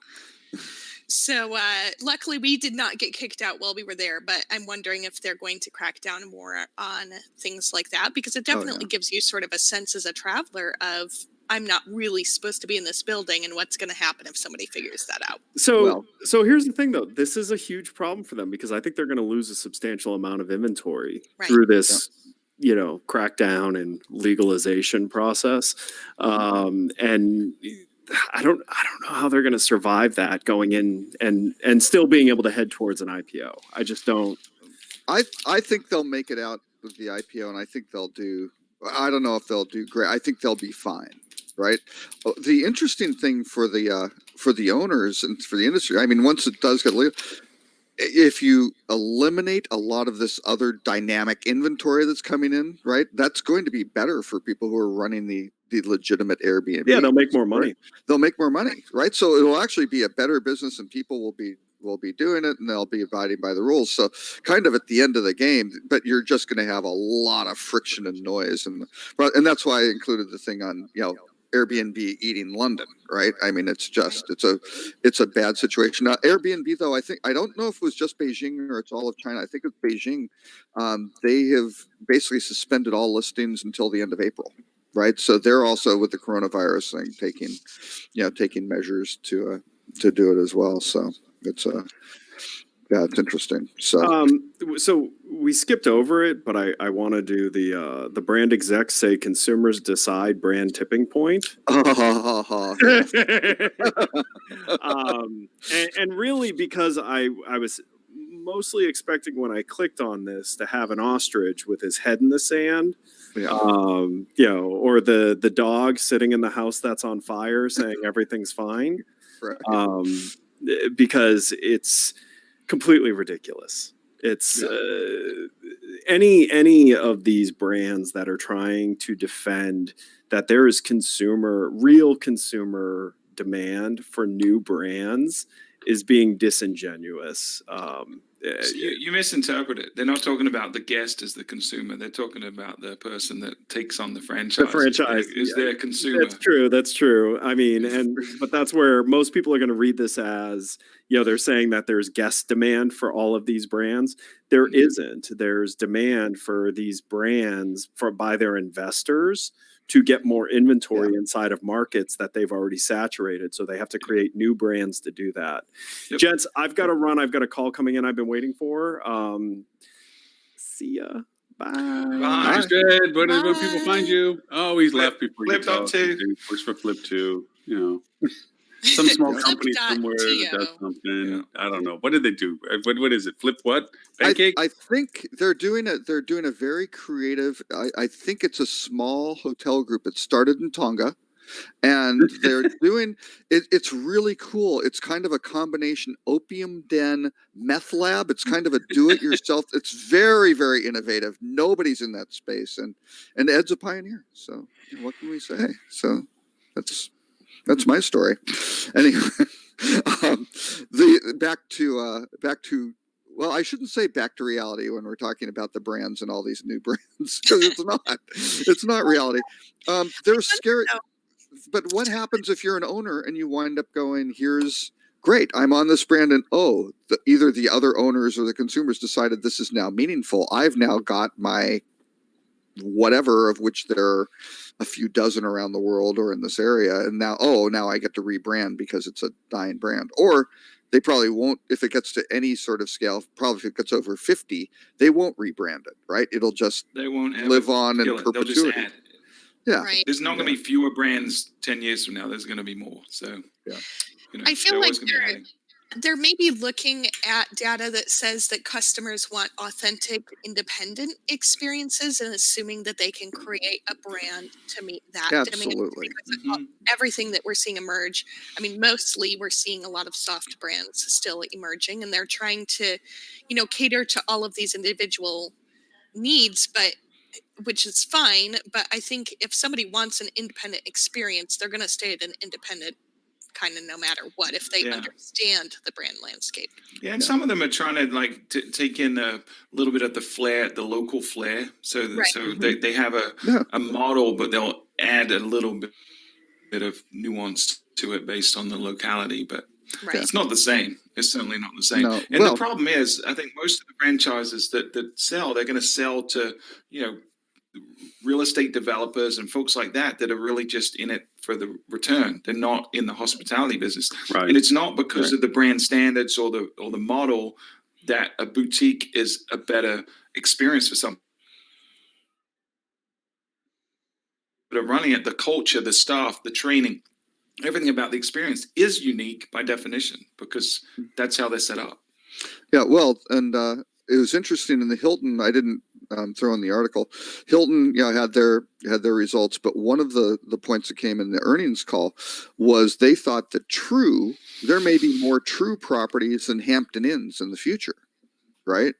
And you kind of go, well, wait a second. What if you've got thousands of Hampton Inns around? It's a good product, right? It used to be a great brand, and now it's like, oh yeah, here's something new. Those are all going to be kind of the castaway brand that doesn't get developed or is an old thing, which I don't know. I guess they figure it's a self-serving thing. Isn't that self-serving for them to say? Right. I think they so. have more potential to put a True in any destination because most destination this is the saturation of Hampton Inn, right? So if they're trying to make it sexy, they're gonna say stuff like that, but it's a platitude. Well, it doesn't mean it's reality. If you look kind of back in history, IHG tried to do the progressive brand upping for a while. Remember, there was the typical Holiday, and this is before Holiday Inn Express, which was a total brand venture off, which turned to be a huge success. But when you had Holiday Inns, then you started having the Holiday Inn Selects, Holiday Inn Crown Plaza, or the Crown Plaza. Well, the Crown Plaza was always, but Crown Plaza used to be something. Now it's whatever. It's nothing. Right. Well, it's what the Holiday Inn Selects were. Yeah. Yeah, but they're trying to create these gradient growths where, okay, you have a Holiday Inn. If you want to make it a select, you're going to need to do this, this, and this. You're going to have to increase your food and beverage facilities, catering facilities, blah, blah, blah, blah, blah. Or if it was already a product that was substantive enough that was better than the traditional Holiday Inn that had the opportunity to have all these things, then they had to have a gradient to put them into. And nobody understood the dang difference between them. At the end of the day, They didn't understand it internally. no, there was no clarity to it at all. They actually couldn't explain a difference. They could say what an express was versus a standard Holiday Inn. Right. But a select would be kind of like, well, it's a little bit better. Well, what does that mean? And what's the difference between a select and a Crown Plaza? They couldn't differentiate. It was absolutely, it was like Crown Plaza at least had a a Venn brand diagram. designation. Yeah, it was a Venn diagram where they were like circles over both of them or something. Yeah, I mean, Crown Plaza had certain amenity bases and service scale that the other ones didn't have, but the bridge between Selects and Crown was very minimal. And it was frustrating for us that worked in the Select process because I was in a hotel that was Holiday Inn Select. And the only difference that we could designate compared to an average Holiday Inn was we had larger, more predominant catering facilities and better food and beverage operations to scale. That's it. And even that was a vague number. And for a Crown guest, Plaza, catering operations is like, I'm not attending a banquet. right. Sort of thing. So And Crown was just simply a service profile extension. There was a level of service that was implied for what the product was. Their amenities in the room were of a different caliber compared to what was in there. But even then, the Selects, to try to be more like a Crown to demand higher rate, just simply adopted the Crown amenities profiles in their product selections and put themselves in that position where they were able to keep their franchise fee low, but really raise their rates because they had similar profile. But I think for guests looked at Crown Plazas. Oh, that's a nice Holiday Inn, right? Yeah. And you had Holiday Inns weren't so good, and then you had the Expresses, which were like, well, they're kind of cheaper, but they're newer, they're better, sort of thing, right? So I think in the world of progressions, to I think Stuart's right. There's going to be more brands than there are less brands because they're just going to try to find every fraction they can, but. Maybe what they try to envision is they're going to take like the Sheraton 4 Points and just say, if you want to be better, go to this brand caliber. You're going to need to make these fundamental changes. If you're a Hampton and you want to be now something better, you're going to have to make these fundamental changes. And then those that can't stay at their level, those that can get to progress forward with their continuing innovations. That might be what. But they're again, that's thinking, self-serving, right? Because yeah, and that's similar to when, if you're a hotel and you have an upgrade path, right? So if you've got a certain finite number of ocean views and ocean fronts are more expensive and don't shift as often, right? So you're selling more ocean views. If you upgrade some of those folks to an ocean front, then you can sell the ocean view. So it's the same. If I can push someone up in chain scale, and now I'm more likely to be able to go resell that Hampton Inn or whatever it was that's now vacated. Hey, Lily, I want to ask a favor. I would love to take a time on the show sometime in the future that we discuss room type variations, fracturing them so you can have upgrade capabilities of a guest versus minimization of room types to more standardize your rates, conversations on both sides. Because I think there's arguments to be made in some on both sides, but I mean, I'm even asking your preference yet, but just if we could have that kind of conversation, I know a lot of hotels are looking at saying the designation of where they just have King Deluxe, saying King Waterfront Deluxe, King City View Deluxe, King Basement Deluxe. Sell because by they can unit, upgrade. They offer upgrade variations on the I'd love to have that conversation because I don't think it's talked about enough. Yeah, I'd love to make that a topic. Absolutely. And I think also it may be interesting to include what the heck is a deluxe? What is that? I want to know what oversized is. How do you get oversized? I mean, well, maybe I have an answer of my own, but what do you mean by an overstuffed room or overstuffed pillow? How can you overstuff a pillow? Doesn't it blow up? Anyway. Yeah, I think there's a lot of caveats to that. So I think it definitely makes sense to make it a longer range topic for sure. And because there's so many ways that you can go with it. And I also think it's not a one size fits all answer. So we can kind of talk through a little bit how to make the right decision for your hotel, depending on, your traveler profile and all of that good stuff. And I am a strong proponent of having, kind of larger groupings of hotels so it's simpler for the guests to understand. And then you can start having, kind of subgroupings of it, but particularly when you're getting to rate points and things like that, having, this completely paralyzing variety of choices. Starwood used to do that, and it was insane, where you'd try to look at something and there'd be 28 room types, and you had everything from the accessible room to actually it still happens. You'll wind up with identical rooms, same description. It's just they have two rate plans open, and one's more expensive. They don't close out the upper rate plans thinking, oh, maybe somebody's stupid and we'll pay the one that's $20 higher or something for no reason. But yeah, it's bad. I mean, it's all about clarity, and here's what you're getting. And yes, some of these rooms may be different, which customers innately understand, right? They aren't all identical. I'm buying this type of room.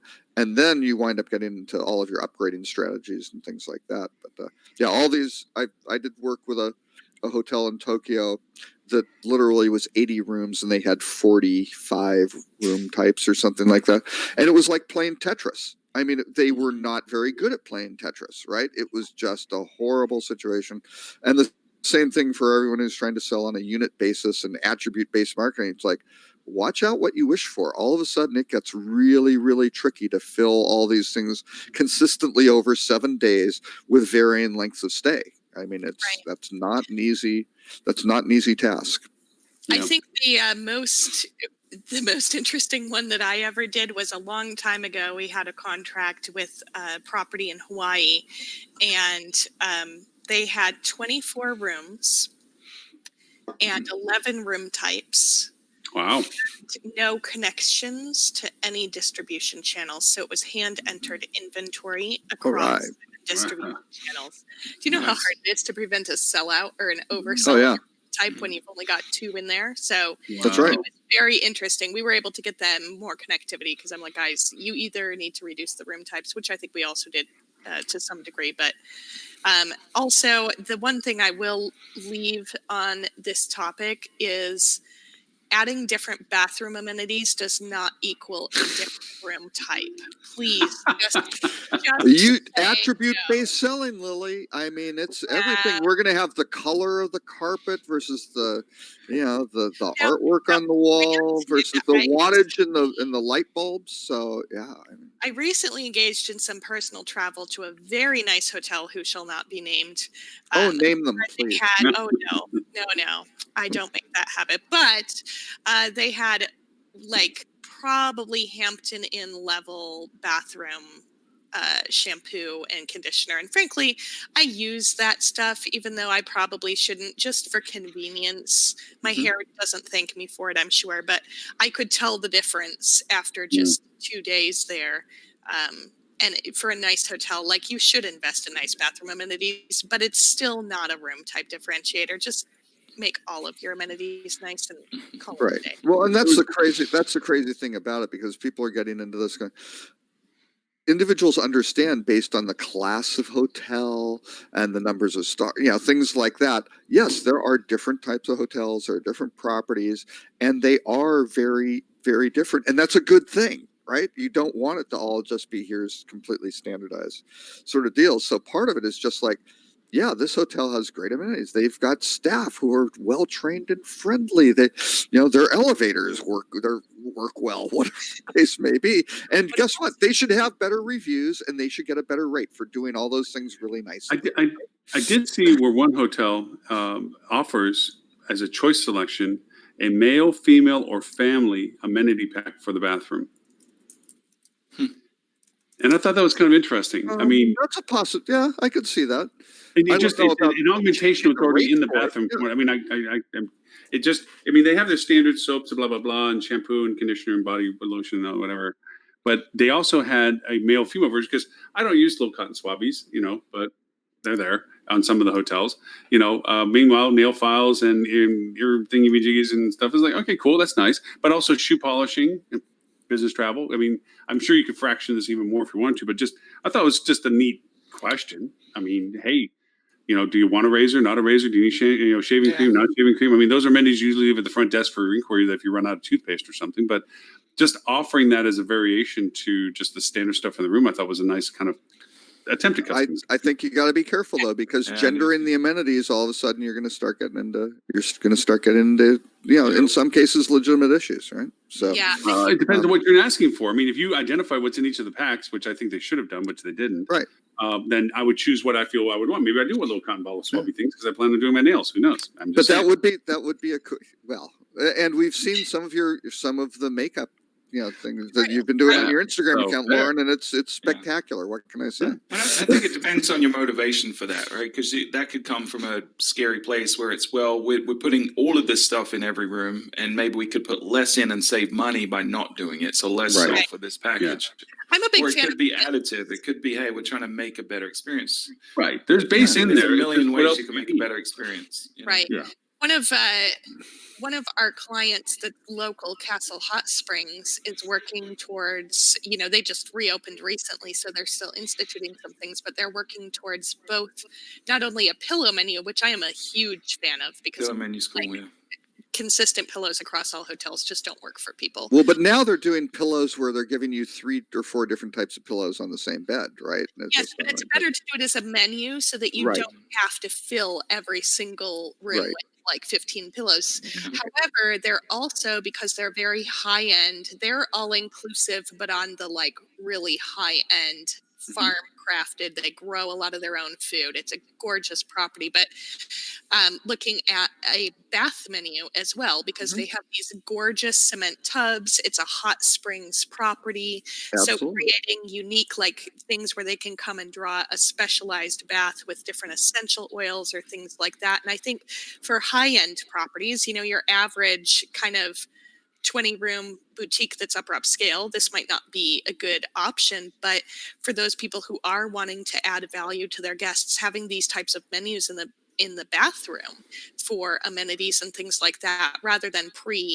entering everything, I think it makes a lot of sense. Well, yeah. It doesn't even have to be free. It can be a paid service. Right. And a lot of that, I mean, it's easier for a 20-room property to do those things, to execute it well with a 200-room property with having a custom bath menu and things like is tough, right? So, yeah. It's like, we can't get we don't have enough staff to get up there because all of a sudden the meeting's out and people want to we want to do the bath menu. It's between 3 p.m. and 6 p.m. for the formal dinner. This would be great. And you've got 50 people who want to do this, right? So yeah, there are lots of Luxury. pluses and minuses on execution. your specific needs.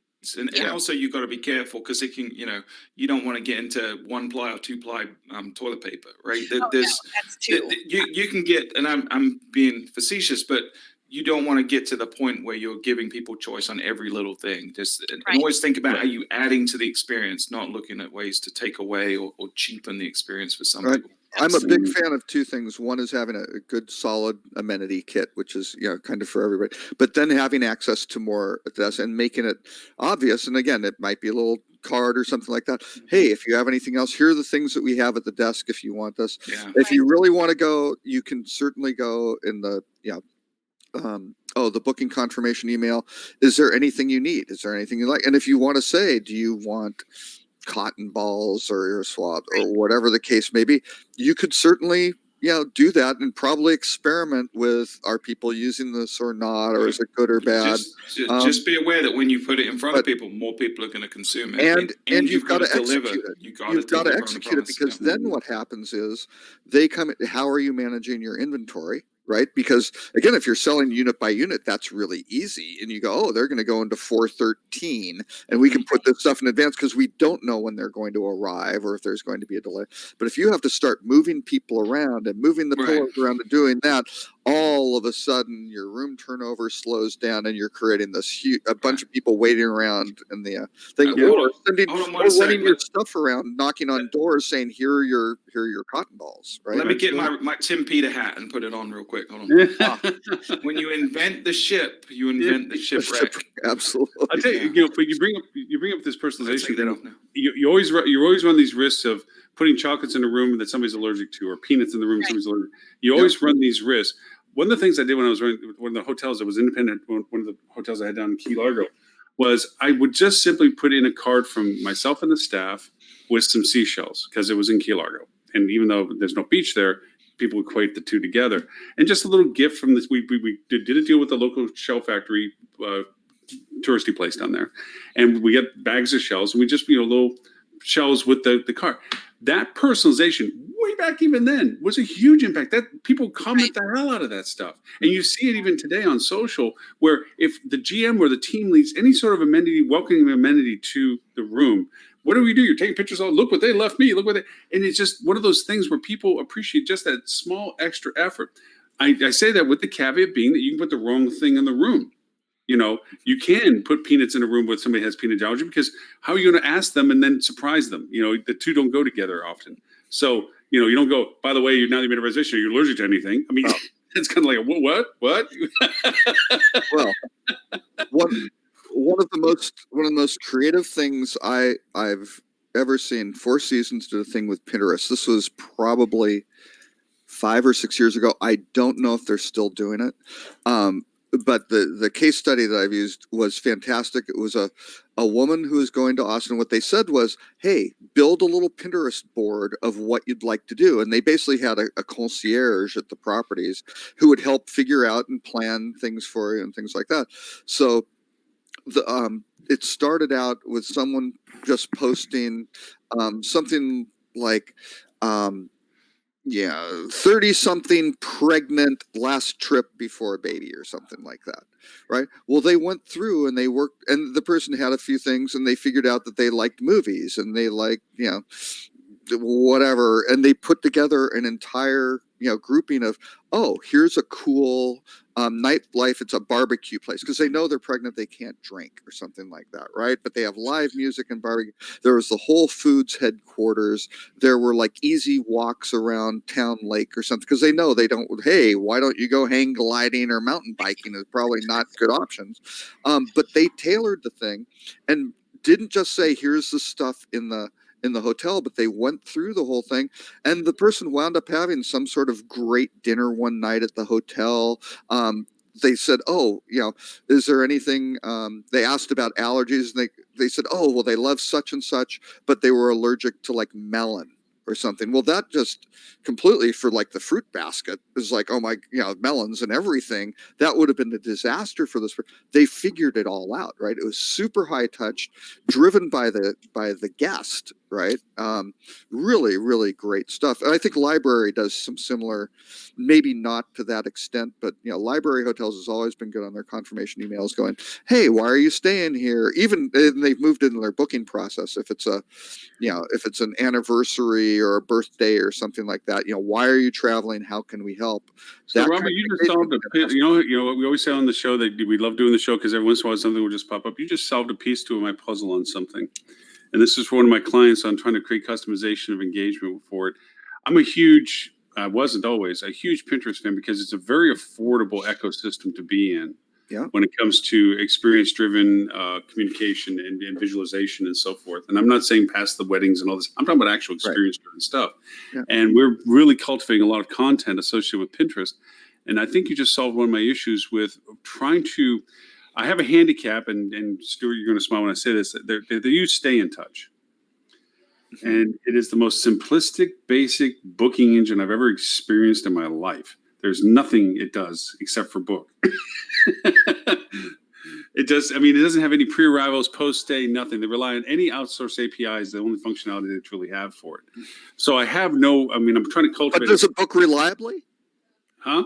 Does it book reliably? It's a solid basic system. It is a solid basic system, but it is a solid system. So that's good. Those are positives there. But the idea of it also too that it allows a short circuiting, where I was talking about earlier, where the desk agents and the reservations can short circuit the system quickly just to get to rates and so forth, and never go back and fill in the data correctly. So you're left with a lot of hollow data. Yeah. And I'm trying to create operationally some changes to it and so forth, but if I direct on what I'm going to be plugging into it as a pre-arrival to it and can point to them saying, if you're a Pinterest fan or you are engaged with Pinterest, if you would let us know what boards you like, and we have all these different boards of things about the destination, we can, help in some way when you arrive to make sure. Build a board. Yeah, build your own. Well, we have tons. We're building the content. How big is this all over the place? But you gave me a great little idea. It was like, why don't we just offer 7,500 rooms? How many units did it have, Lauren? How many what? Units does this property? 37. It's not big. Yeah. It's a small Just be place. realistic, right? Because You gotta- you're setting an expectation by setting that out to people. It is. And I people will be the sending them follow-up on on the nights and backside of that- weekends and stuff like that, and want. Yeah. But the fun part of this is because we have one thing I have found as a resource to this property is there's a couple of incredibly engaged people that are dedicated to the property. They live and breathe this place. It's a historic building, blah blah blah. They've really been there for 13 years plus and so forth. So the comments, the reviews that the place gets because of the engagement of these people is profound. So they're willing to make that extra effort. That if you can give them a direction of what you're traveling for, they're going to find some fun stuff. They're going to Dude, talk to that's you. great. Desk. They're going to, help you figure out where all these things are. Like, man, you said you wanted to go over and barbecue. Oh, wow, we got a barbecue place for you. Blah blah blah. That kind of stuff. They're more than willing to help with, and they can do it at the scale that they are at for right now. But again, there's still follow through in logistics and things. But just that, why not take content already built and use it as a means of communication was the piece of the puzzle. I'm like, hey, that's a neat thing. Just say, hey, if you want to take the time, let us know by letting us know what board you like. Hey, And I would argue, even if you're a 60, 80 room, economy property in a smallish town, right? Or a mid-sized town, you can do that same sort of thing. It doesn't have to be fancy, but just kind of understanding what your guest wants, what's in the town, what's available, how you can improve their service. Yeah, I've seen that question like why Right. you're coming is so valuable, right? Right. Yeah. What's the purpose of it? Yeah, and when somebody checks in and they go, great, you have plans for dinner? Just to make conversation, not like you're trying to sell them anything. Right. Just, do you have plans for dinner? No, I don't. Oh, yeah, what kind of food? What's good around? Well, what kind of food Italian. Oh, there's a great place over there. And it doesn't have to be the place that's giving you, here's a code and you get a $20 kickback from it. Just try to help them. Yeah, it is about helping, not selling, and creating a better understanding of each individual guest so you can improve the experience. But there is value there in terms of if I know that this person's coming for their anniversary on this date, well, now I've got knowledge that I can apply to marketing next year or the year after, or they're coming for a specific event. Okay, I know now that they come to this soccer tournament in this town every year. So Right. I think there's intelligence that you can get from it. Yeah, Sidebar, well, even- as well, Okay. Lauren, give me about 60 days and we might have a solution for you for Stay in Touch booking engine. So Ooh, it is okay. currently in development. So Excellent. Because, all right, good. Because, that's my frustration point. Is like, I like the straightforwardness of it. Don't get me wrong. And to Robert's point, it is stable. It does what it's supposed to do. Yeah. But it's just, there's so many things I look at from the UI Limited, right? perspective and engagement and Yeah. so forth. All it does is cancellations and confirmations as emails, and it relies on outside sourcing for anything else and on and on. So Yeah, and there's trade-offs, right? I'm going to be sitting on a panel actually at the same time as you, Lauren, at the NAVIS conference, unfortunately. So we're going to be going head to head, but we're going to be talking about technology and considerations. And one of the topics we're going to talk about is, the concept of, do you go single source or best in breed with your tech stack? And the answer is it really depends on your unique situation. Like for some people, going with Stay in Touch as a PMS and their booking engine and their email triggers may be the right decision for now, but doesn't preclude you from at a later time saying, okay, now I'm going to upgrade to the Fuel booking engine or Synexus or whatever it is. I think just having the flexibility is important.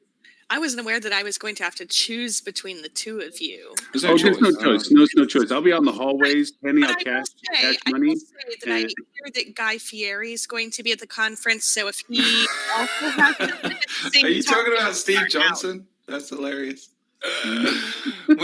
So Steve from NAVIS, for people who don't know, is a bit of a ringer for Guy Fieri. And when I first met him, or before I'd met him, Ed was teasing me that I was going to meet Guy Fieri, and then I was very disappointed when it was actually Steve Johnson. Although he's a lovely guy. Have you ever seen them together in the same room? I haven't. Be Guy No? Fieri online. Yeah. That's fine. It's like the two Lauren Grays, same thing. Yeah. I don't know. Same thing, yeah. Never seen him in the same room, but no, I've already told Stuart that he's going down. I'm handing out cash in the hallways. So I brought this up yesterday. We had a planning meeting yesterday with Joelle, who's the head of product, and also Crystal from Ideas was on there, and she knows you, Lauren. So I said, hey, Lauren said he's going to go head to head and go try to drum up. And so Joelle, she said she's very competitive, and she'll make sure that she gets plenty of people into our session. Okay. But Lily, to make your decision easier, I'm actually presenting twice. So if you want to go watch his lame thing, then you can still watch me later on. Yeah, exactly. Too kind. Yeah. That's right. Pity's a good motivator, Lauren, to draw people into Yeah. your sessions. So that's No, I'm doing the CRM stuff with Leslie, and it's gonna be fun. I'm trying to sell her on the idea of doing point counterpoint, where I come in as the hotelier with my issues, and she's the solution provider, and then I can start augmenting what she's saying I can do with other stuff. So Oh, that's funny. it should be kind of interesting, rather than the typical share back and forth ping pong thing and everything. Kind of the same thing you and I were talking about with Helicon. Yeah, let's make it interesting. Yeah, I think really, if we want to make it interesting, we should come up with a session at one of these conferences. There should be one for PMS, one for CRS, and one for RMS. And at one at a time, we just bring the competitors into like a ring, like WWE style. Yeah, octagon. And have an them octagon. An back octagon. Yep. about which one is better. Yeah, let's do That's some hilarious. WWF kind of stuff, slam dunk stuff. Yeah. Hey, a couple of things that you did pump on that I thought were interesting. Expedia's trying to shore up its bloody nose, I guess, with the we're going to be tough about our staff. No more parties. Dad is lowering the boom on it. It's like, yeah, you were screwing around in high school, but you're going to get your act together and go to college. Yeah, I talked to someone high up in Expedia last week at a meeting I was at, and he declined to be on the record, but he did share some very valuable insights about what's going on in there. And man, they are. I wouldn't be surprised if some folks left. Let's put it that way. But after cleaning the executive team house and Barry Diller coming back on board, he's definitely ruling with a bit of an iron fist, and they are cutting back on. They're not looking to cut staff per se, but they're looking to cut costs dramatically. So things like their travel allowances, like they're getting a lot of that stuff is being yanked very aggressively, which is really interesting to see. Well, and I don't mean this in a very negative way, but I do mean this in a, what comes around goes around. There's been a while when Expedia's been walking in the room like they were King Tut. Just like our stuff don't, we're walking in. Yeah. You're lucky to have us talking to you because we're Expedia. You've seen them buying drinks for people at the bar. Like their expense has been. Oh yeah, they're just saying we're Expedia, man. We got this. We dominate. And now it's kind of like, well, guys, tighten the belts, fellas. We got to tighten the belts. Yeah. But the interesting thing is, there were some pretty ugly. Barry on that call was basically. And I love the skiffed headline. They did a great job. Expedia chairman Barry Diller rips his bloated company as all life, no work, right? And he was basically, because they're both based in Seattle, looking, contrasting Amazon, which is all work, no life, policy, that's where he's going. And basically, I think what really happened, he said that it was consultant driven and all this stuff, directly a slam at Åkerström, who came from Bain before, right? And you have to remember, Barry basically bought this from Microsoft, right? And you had the original folks who started up were all Microsoft team. They were gone. Dara was Barry's deal guy, right? And had worked with Barry for a long time. That's fine. Then they brought in, well, now I don't know. We'll have to see who he's going to go, put in. He's not going to bring anyone in soon. I don't think he's. I don't think so. I think he's getting too ingrained and spending too much time trying to get his arms around it. He's going to, for at least the next 6 months, it's going to be him. And what we're going to see is the next quarterly earnings are going to look good or the profits going to look good, right? Because the they're share price down. popped like 11%. It did, but it's still $30 lower than it was before their last quarterly earnings were released, right? It's in November when they took that big dive. So we're probably going to see a steady little growth over here because the market loves Barry, right? And he's got that Midas touch. So we're going to see it go up and up. The next earnings are going to look decent. And then the one after that, we're going to see another drop because Google is going to start to choke their business. I'm going to take this down as this is a little mouse that roars because Barry doesn't listen to me anyway. When a CEO finally puts his pay scale commensurate to the salaries he's providing to his staff, he can talk like this. Until he does, it's bullshit. Well, You live in some utopian world. Bless your yeah, little exactly. heart. The interesting thing is, I think the big ones, goodbye Travelocity, goodbye Orbitz, all these acquisitions that they basically just bought the traffic from that are running on the Expedia Group brand. I think he's But looked they at that. can't afford to do that, man, because they've got to That's- figure it out. Because if you go and Google hotels in Dallas or whatever, Yeah. those sites still rank really highly. So Yeah. they're not just going to turn off those faucets because Oh, I know. even though it's a fraction, they've got to figure out what to do. But if you go to those sites today, it's literally the same site as Expedia with different colors and a different logo. Exactly. There's Oh no, it's just unique skin. value proposition. They It's moved always everybody somebody's onto the skin. same tech platform, which Yeah. again was a big push. That was, Dara's big thing. Took a lot of patience from the street for them to do that. But once Mhm. they did that, all of a sudden, now like Hotwire has integrated Hotels.com content and Expedia, and they've got all the stuff. They've got packaging kind of everywhere. Mhm. Booking doesn't have that, right? That's a huge advantage over the silos of Priceline versus Booking and everything. And they're trying to do some stuff, but it's still, I don't know if the market would accept a complete re-architecture and hundreds of millions of dollars being thrown at that. But it's going to be interesting because I don't know.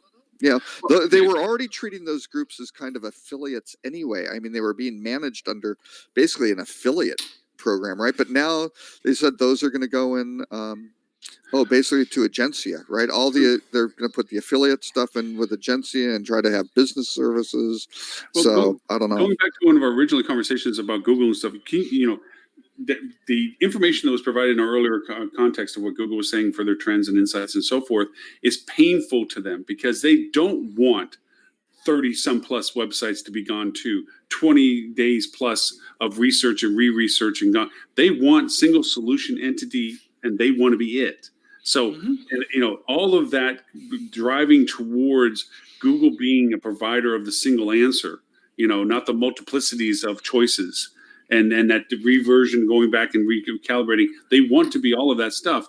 That's the part that is dangerous to Expedia. They're gonna be too. There's nothing that can stop them right now. The only thing they're trying, that Expedia's trying, they're trying three things. One is they're trying to spend more money to connect to the consumer directly through branding and things like that. Two, they're trying to get deeper in the value chain and create. And you look at what Booking's doing the same, where they came out with Citybook and apps like that, right? But the third thing they're doing, and this is just pure desperation, is they're trying to go the legal route. So you look at this letter that was sent to the European Union last week from 30 people, including Expedia, including TripAdvisor, saying, "Wow, Google's performing unfairly and squeezing us out." Europe might listen to that, and it may change in Europe. The US will not. There's no way legislation's coming in the next 5 years that's going to prevent Google from doing what they're doing. Yeah. And Expedia, TripAdvisor, Booking all need to figure out how to pivot dramatically because they're going to get squeezed. Right. That's actually what I'm going to be talking about in Navigate is how do hotels live in this new world where Google is going to dominate. That's the one I get to attend, right? Right. That's not the one I'm fighting against because that's a good topic. That's not the one you're fighting against. Good, because the other one I'm crushing on. This one, that would be a tough one. And let me tell you, Barry's taking on. I don't think the kinder, gentler Expedia is going to be around much longer. This is going to be back to the old school. Barry's funny, man. He's awesome. He does not care. He's going to say what he thinks. It's right, awesome. and he's gonna go. These are not our friends. This is a business. Let's go dominate. And let me tell you, the Book Direct campaigns. He was just like, hey, Expedia's got 38% of the market. He clearly understands a lot of the hotel direct booking growth is shift from offline channels to online. So it's not an incremental thing. He's like, hey, their room nights were up. Expedia's room nights booked last year were up 11.5%. You look at Hilton and these guys, and they're like, our numbers of booking, they were like flat. RevPAR's flat. That's not good. And he's going to take. He knows a downturn will be coming, and I think he is just going to gear up to. He needs a downturn get for mean, him to be. right? But let me ask you this, right? As a question to put this in perspective, what can you do on Expedia that you cannot do on Google today? I think the overall content and user interface is better on Expedia, right? If you're going and searching through, you can get, So what matters for the majority of people? You Well, could that's the argue, thing. yes, I they've think got to more find- curated content, right? But Yeah. I can get on Google/travel now, I can get rates, amenities, room types, photos, descriptions, locations. Probably location is being handled better. Yeah. Google has their feature when to stay, where to stay Yeah. now. Yeah. Google is providing Oh, no, they gradually, iteratively they're a better closing the gap. experience for Yeah. booking. So Yeah. why does Expedia need to exist anymore? Right. That's No, the and question they why can't should answer. why Because should any people are loyal to it. intermediary exist? I think they're going to lose some share, but regardless, even when Travelocity was bought up by Expedia and Orbitz was bought up by Expedia, there's still Orbitz and Travelocity loyal guests who like their interface better. So to some degree, that's Those it's are now loyalty. identical to. I think they're it's now familiarity, identical though, right? yeah. That's a much better term for it, familiarity as opposed to loyalty. Certainly, Yeah. certainly the packaging side, Google is absolute crap at any sort of bundling and packaging there, and they're nowhere close to where they need to be now. They They may be look at the moves they're making, though. opportunity yet. I don't think it's a They're, matter of. they're doing some things, but it's not. There's a Good. reason they Yeah. got rid of /hotels and /flights and put it all under /travel. They're Oh, moving absolutely. towards solving. Yeah. Oh, the- absolutely. that I noticed that packaging too. problem. Funny you say that, sir, because that's what I noticed too. Is that they didn't keep it splintered. Mm-mm. They Right. said, nope, we're going to put this all under one thing. And yes, there are some dysfunctionalities, like to your point, the packaging. So, but that's only because I, as a marketer, have not been come up to Google by Google and say, hey, we got a new program.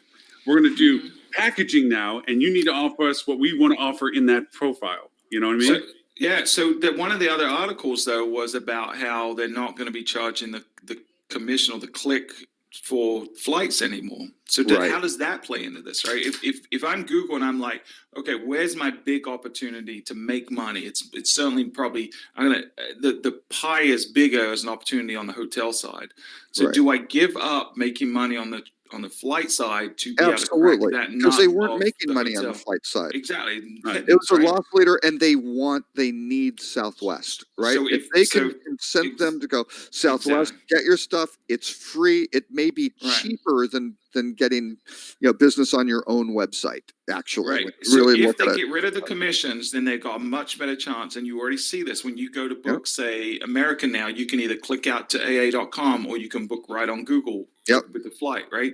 If Yep. they do that with the flights, they've just sold, and you've already got book on Google with the hotels, they've got it sewn up. They can take Right. the packaging side out of the equation from Expedia. Yep. Well, yes and no. They still need to get access to the deals and that sort of thing, and the bundling and how they're. But that's just the next phase. We're already in. Oh, no, it is. It is. That's just a rate code. They already Yeah. have the connectivity. Yeah, All so- they'll do is offer that up to us. We'll be like, hey, look, this is your package rate. This is your open rate. Right. Yep. Yeah, no, Yep. they have to I don't know if, they've got to grow that tier. They've got to then, get it. And again, working with that with a lot of the hotels winds up getting a little squirrely. Oh, Lauren he must be talking to his bookie or something like that. I don't know. I think somebody's calling in with a question for the He's show. got That's what it is. Lauren's placing his bet on who's going to win the dunk contest for the NBA All-Star game or something. That's funny. So anyway, I think Google certainly can dominate. Now, the interesting thing is Barry was also kind of like, hey, don't bite the hand that feeds you, sort of thing. So, and that's always been pressure on Google, is not to screw up Expedia and Booking, paying them $6 or $7 Until billion. they can a year. replace the revenue with someone else, i.e. hotels directly, which Right, is what they're doing, right? No, They're exactly. squeezing them at the same time they're increasing their revenue from hotels. Right. Yep. Yeah, exactly. So, I think, anybody who's an intermediary and everything, that was always the promise of the internet at the beginning, was you don't need intermediaries, right? You can just go, individual to product, Right. and boom, connect the dots. And You don't need any intermediaries other than Google, right? that's what Google, they don't want to be. They're just organizing the world's information. Yeah. That's all they're Yeah. doing. You know, My bad. It's really interesting though, because one thing I do find is different for me if I'm looking on Expedia for some reason or on Google for a hotel. First of all, I use Google if I need to be very location based across the board. I hate Expedia's map functionality. Right. But if Yep. I am just looking generally for the cheapest price in market, I tend to use Expedia because I feel like Google is so location based that I don't always feel like I'm seeing all the hotels that are in market. And also, if I am searching on Google, I'm more likely to leave Google to create my booking than I am. Today Well, you are. and Google. True. Well, it gets into the whole packaging, those additional rate codes, any discount, all those market managers who are out there trying to get preferred deals, and it's only for this, and it's violation of rate parity, but it's for us, and you know all that sort of crap. Google's not doing that, right? Because they don't want to staff up and have all those people. They don't want market managers all over the planet, right? You know what? At all, But- and but that let me point out has one been thing. what at least in North America really defined Google. But I'm sure Google's looking at Booking.com, going, "Wait a second, their dominance in Europe was all do it yourself, right?" So But I think Lily points out one thing that can be the Achilles heel of Google's complete dominance growth is the federal FOMO. regulation. Oh, I'm sorry. What? No.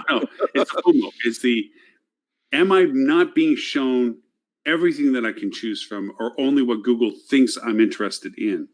If they don't do that well, that the trust maintains with Google, that Google is not deterring you from something, it's like the kiss of TripAdvisor's death.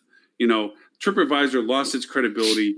Now you don't trust it, to give you what you think is the most unbiased perspective of reviews. It's just tailored to how much your pocketbook is to your exposure. Same too with Google. If they start excluding things, thinking that you're traveling because of cost, or you only book at places that are at a certain price level, and you really are already, you won the lottery and you want to go to the best place in the world, and Google didn't show that to you, you're going to look elsewhere. I agree with you. However, Google is better than any other company in the world at doing that exact thing. Exactly that is how right. they have 93% of search. All internet searches, they have over 93% of all internet searches. Right. That because Google does a really, really good job of figuring out what you want, even before you know what you want, in bubbling that to the surface. Right. And consumers respond to it because it's easier, right? So Lily is more discerning, but for the average consumer, they don't want to wade through 500 properties in New York. They just want to see the 10 that really are most relevant to them and make a decision. Yeah. And since they're tapped into Gmail and know all the email that you get if you're on that platform, they know everything that you've clicked on. They've got all that data. They should be able to start honing And they probably already know Here's what the conference best- you're going to and best what choice. flights, Right. times you're coming in, and all this stuff. They already know it, and they're going to use all that Very, very against true. you. Very true. Well, we're at a point that we can try to catch the Boop and the Rutrow. Let's do it. Let's see. Wait, was there any other? The privacy practices was a little disconcerting, I will have to say. Not surprising, though, really. No, not surprising. Yeah. The Boop. Well, the Boop, I thought, we want to make people, it's Valentine's Day. So, Forbes Travel Guide unveiled 70 new 5-star hotels. So obviously here's, new additions to your bucket list. So, some nice little nuggets in there. So I have a recommendation on because Lauren's going to pay for all this under the show and all the revenue that comes in for the show. I think we take this show on the road, and each week we do it from a different one of those locations. I Well, agree. excellent point. Excellent point. yeah. Because you need to stay in each of these for at least 6 days. Maybe you allocate 1 day for Mhm. travel to go between them, and we could Yeah. organize the sequence. But you need to make sure there's consistent service delivery on a day-to-day basis. It's I absolutely need to essential. verify. I mean, I- we're journalists, right? Well, At the end of the it's day, really we have to verify the marketing story. for them. So, like That's true. all other influencers, we should receive free accommodations and services while we're there. Mhm. As long as Of it's course. okay with the FTC allows us to. 'cause we Right, disclose it. exactly, Yeah. which we'll go to in a moment. Oh, But we I would do have certainly we to. would disclose it. Mhm. Right. We've just disclosed it right now. There you go. Yeah.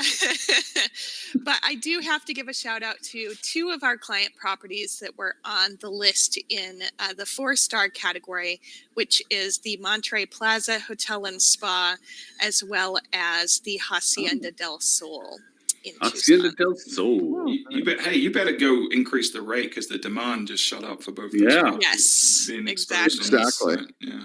Plus, it's Mhm. mid-gem show in Tucson, so the rate's already pretty good there. Okay, and there we are. Very nice. No, that is that del Sol is beautiful. Yeah. So if you want to look at 70 nice little places which you'd like to go to, that's a nice little thing to So- evaluate and go, wow, I'd really like to stay there. Interesting enough that the Rot Row is a little bit about some of the stuff that, I mean, I'm a huge influencer fan. Used properly. Well, it's because you got 3 million followers on YouTube. And Well, music. you know, obviously there, but the fake stuff, the endorsements without clarity, the pushing without showing that this is a relationship that's being paid for, is definitely the underbelly of the influencer program. And then also the other underbelly of the influencer program is the fake influencers, the mocked ones that have no followers, that really are all machine driven. There's no depth to it, that walk around selling themselves that they have this audience that doesn't exist. And I would have to say for both of those, the biggest thing to do that we've found from doing this is when we contractually get the relationship, and it's a contract, it's a written contract that you and the influencer have. It's not I'll give you a couple of comp rooms if we talk about it. There's a very specified relationship of what you're wanting them to provide, what you're expecting them, and what you're going to be giving in return. And one of the successes we've had is that we also make sure that when they identify that we've invited them in, they're being paid to come see us. Okay. And also that we offer them a unique opportunity for their followers, because they're being featured with their influencer, to stay with us. And we create a reward relationship with that based upon their success in building business from their relationship with us, being honest about the fact that they're being paid to come with us, they will be rewarded even higher, whether it be more days or days available to them as well. And that's proved to be kind of a clarity function for the influencer program. Is like, hey, look, let's all be truthful here. And people follow influencers because they like what they say, but they also know that they can either trust it or not trust it, if that be the case. And if we make it clear and the influencers are clear about it, we want to work with those influencers. If they don't want to make it clear and they want to act like it's just, I just happen to be showing up in New York and I'm doing this and look at how cool I am, don't want them. We want people to understand that they're there because we're paying them. They're there because it's related to who that follow them, and we want them to talk about us. And if you can give them deals for their follower, I mean, they love handing things, like, hey, and I've got a special thing. If you want to do it, just do this, and you can stay here too. And it's a great place. Can't say enough about it. That's fine. And we want them to talk more than just about the hotel. We just don't want to show off, look at the amenity pack or look at the view. Yes, we want them to understand the value of the product.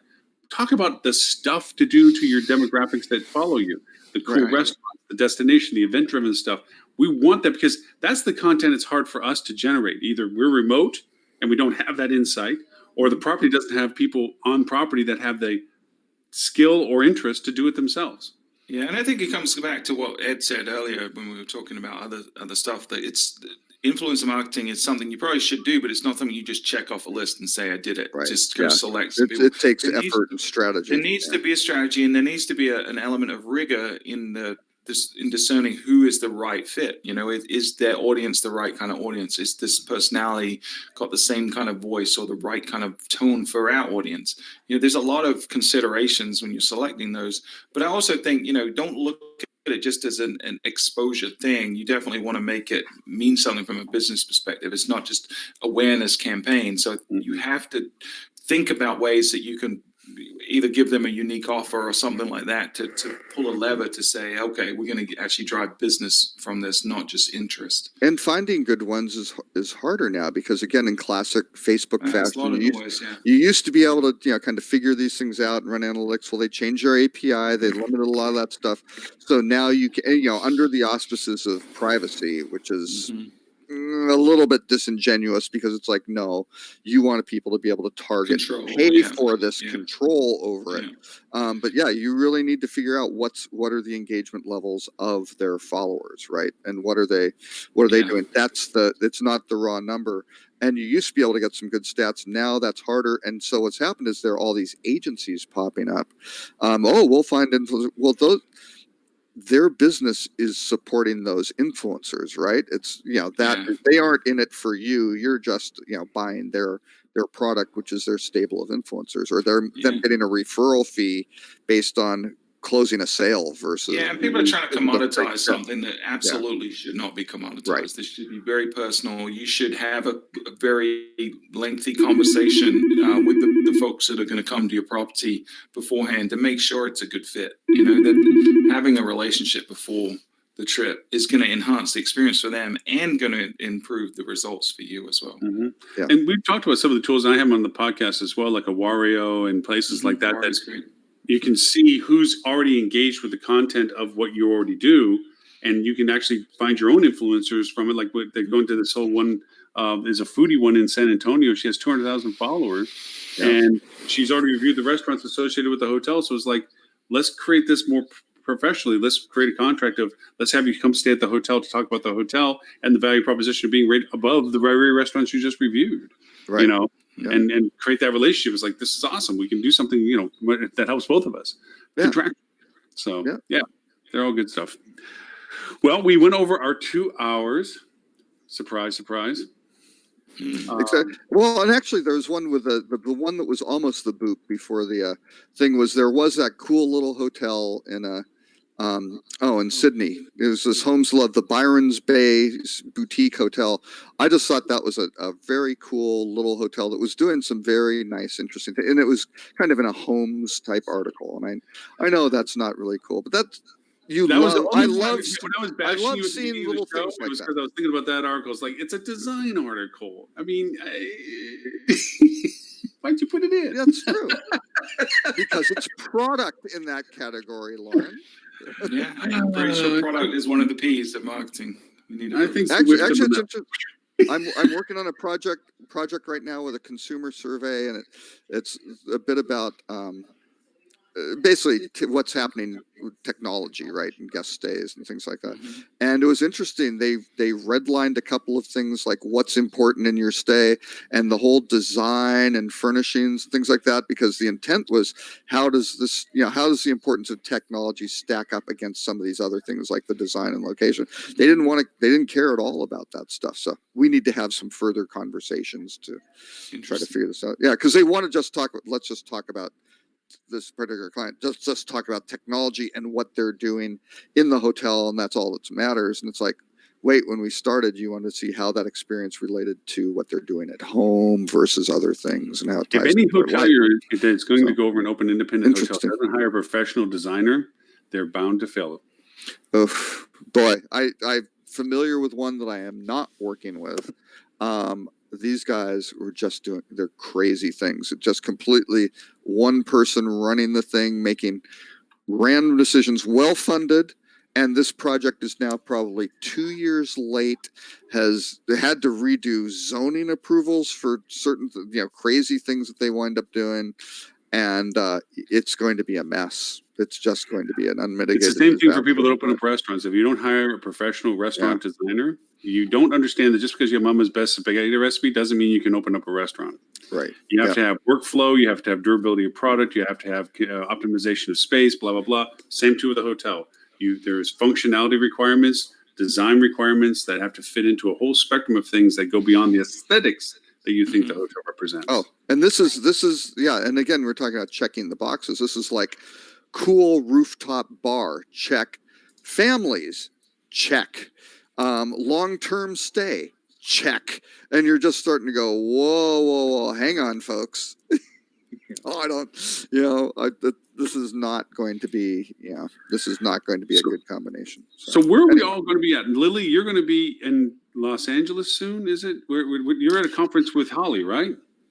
Yes. So next week, Holly and I will be speaking on a panel at the RAR conference. I like to call it RARCon. This is an event put on by Robert Rausch, if you're familiar with him. And we're expecting roughly about 150-ish attendees. So it should be a pretty good event. Then also the first week of March, I'll be in the Navigate conference along with you guys in San Antonio. And then a few other things coming up after that, but not for about 2 more weeks after that. So you have Navigate coming up in March. Is that the next thing you got? I think that's the next one. Yeah. So Navigate's March 2nd through 4th, San Antonio. Like Lily said, they have a few tickets left. So if you have an interest in that is a good conference. It started out as sort of a user conference for Navis customers, but it's really turned into really a very solid conference, 2-day conference that really focuses on the cutting edge of marketing across the board, not just what they do. So and I don't think you have to be a Navis user, correct? You don't. No, it's open to anyone. So if you go to navis.com/navigate, you can still get tickets there. It's really good. And I've said this before about HSMI, Lauren will be there and he gives the best hugs in the world. So And I don't know. again, another number of prospects just fell off that list. Yeah. Are Stuart and Lauren both giving hugs at their panels? Is this one of the deciding? Oh no, I can't compete with Lauren's hugs. Well, Mentioning Lauren's hugs after the event pitch. No, I'm looking forward to Stuart's presentation. I know he got thrown the second presentation, but the first one I was all stoked about seeing, so I'm looking forward to it because Stuart has a great way of breaking things down to understand. I shipped it off today to them, so I'm going to be frustrated because it's one of those where they wanted the slides ahead of time, so I can't tinker. I'm someone that likes to tinker with my slides until literally right before I walk on stage as new things come up. Like the Expedia story today that we talked about, where they're cutting back and their stock price has gone up. That's not in there, right? And it's important to the conversation, but it'll be okay. There are references to Star Wars and Ghostbusters in there. All right. And I quote Qui-Gon Jinn. So there you go. Yeah. Oh, and the other part too, Lily, you and I are going to be in April, is it right? In the AHOA-Con 2020 Owners Conference in Orlando. We're on a panel together for it on developing revenue during a lower slowing demand. So Yep, absolutely. That'll be a fun conversation as well. And yes, that's an awesome topic. Wow. And I'm I'm only going to announce that we have officially signed an agreement with the Guyana Tourism Authority, not to be confused with Guyana. This is the South American country, to deliver general manager revenue management training for all of their hoteliers. And wow.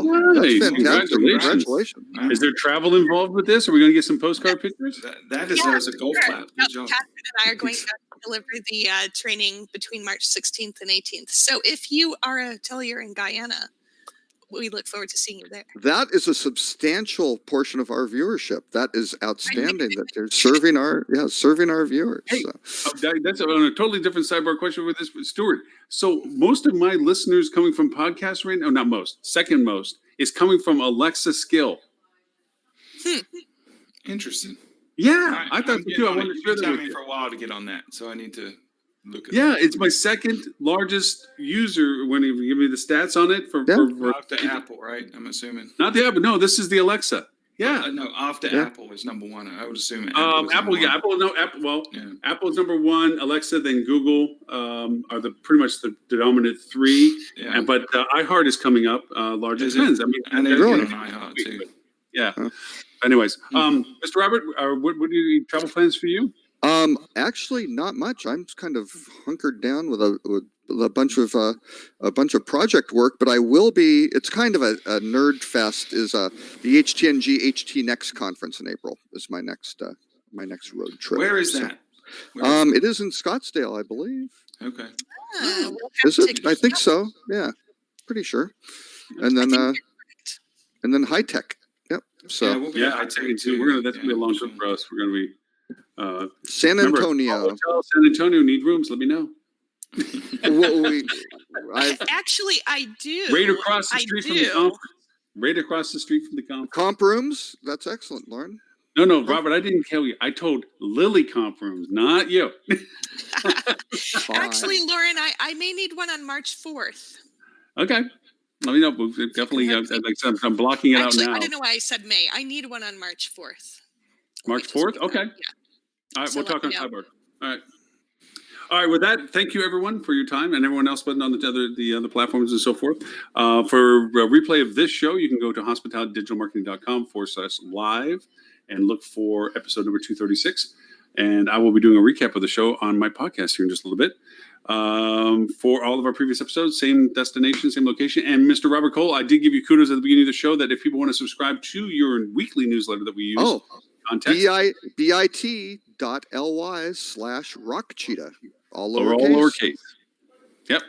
And Mr. Stewart, if people want to know about you and the amazing Fuel Travel and Fueligans and Fuel Travel podcast, where did they go? Yeah, so first of all, I want to say we're kind of repositioning our name a little bit. So we're going to start referring to ourselves just as Fuel. We're dropping the travel. Not that we're not really? loving travel. Oh, but this God, is- they're diversifying. no, this there is the goes the opposite, quality. This Oh, is my the opposite. God. So this was a part of the strategic plan from the beginning. So those of you don't know, Fuel has been around since the early 90s. We've been doing websites for a lot of verticals.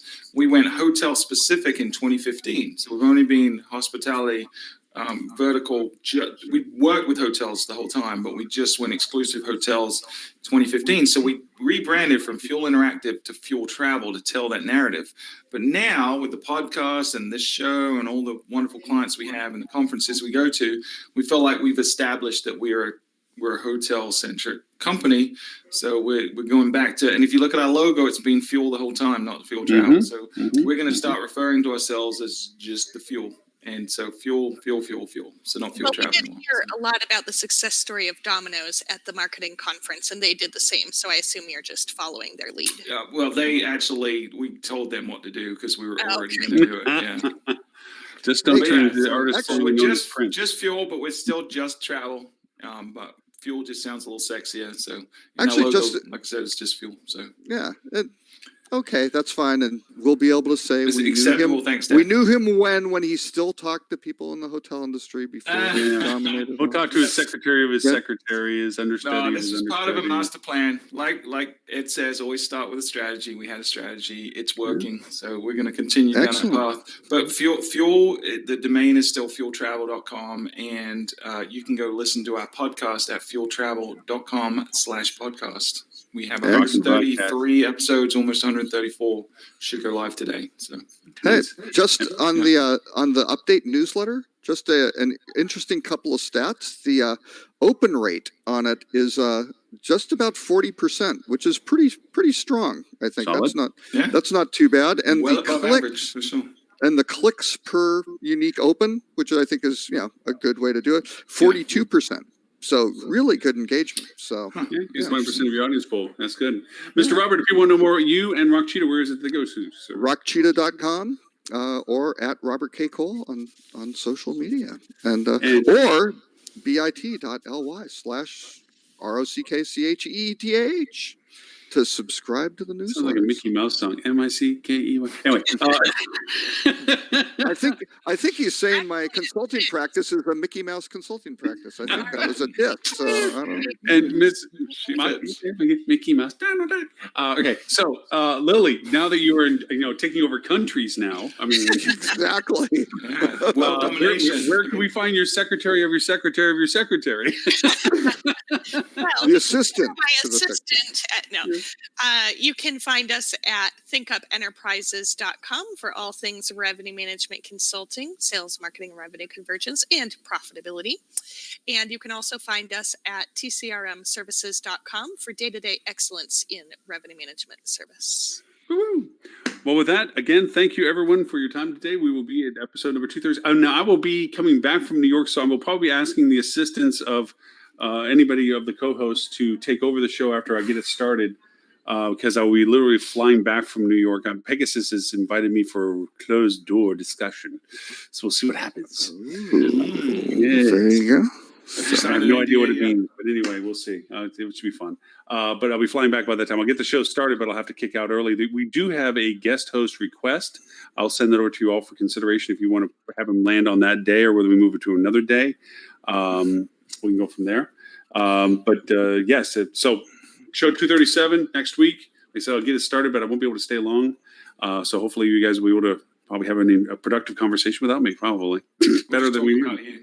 I'll make sure to go up and That's all keep good. everyone in line. Yeah. Exactly. So, this will be recast Wednesday, 11:30 Sydney time, 11:30 London time on HSMA's APAC and EU editions. And then the podcast will go launch out later this afternoon as a recap as well, plus some cool, interesting tool that I came across that is pretty spiffy. Anyway, with that, thank you, everyone. And we will talk to you next week, Friday, 11:30. Bye, guys. See ya. Bye.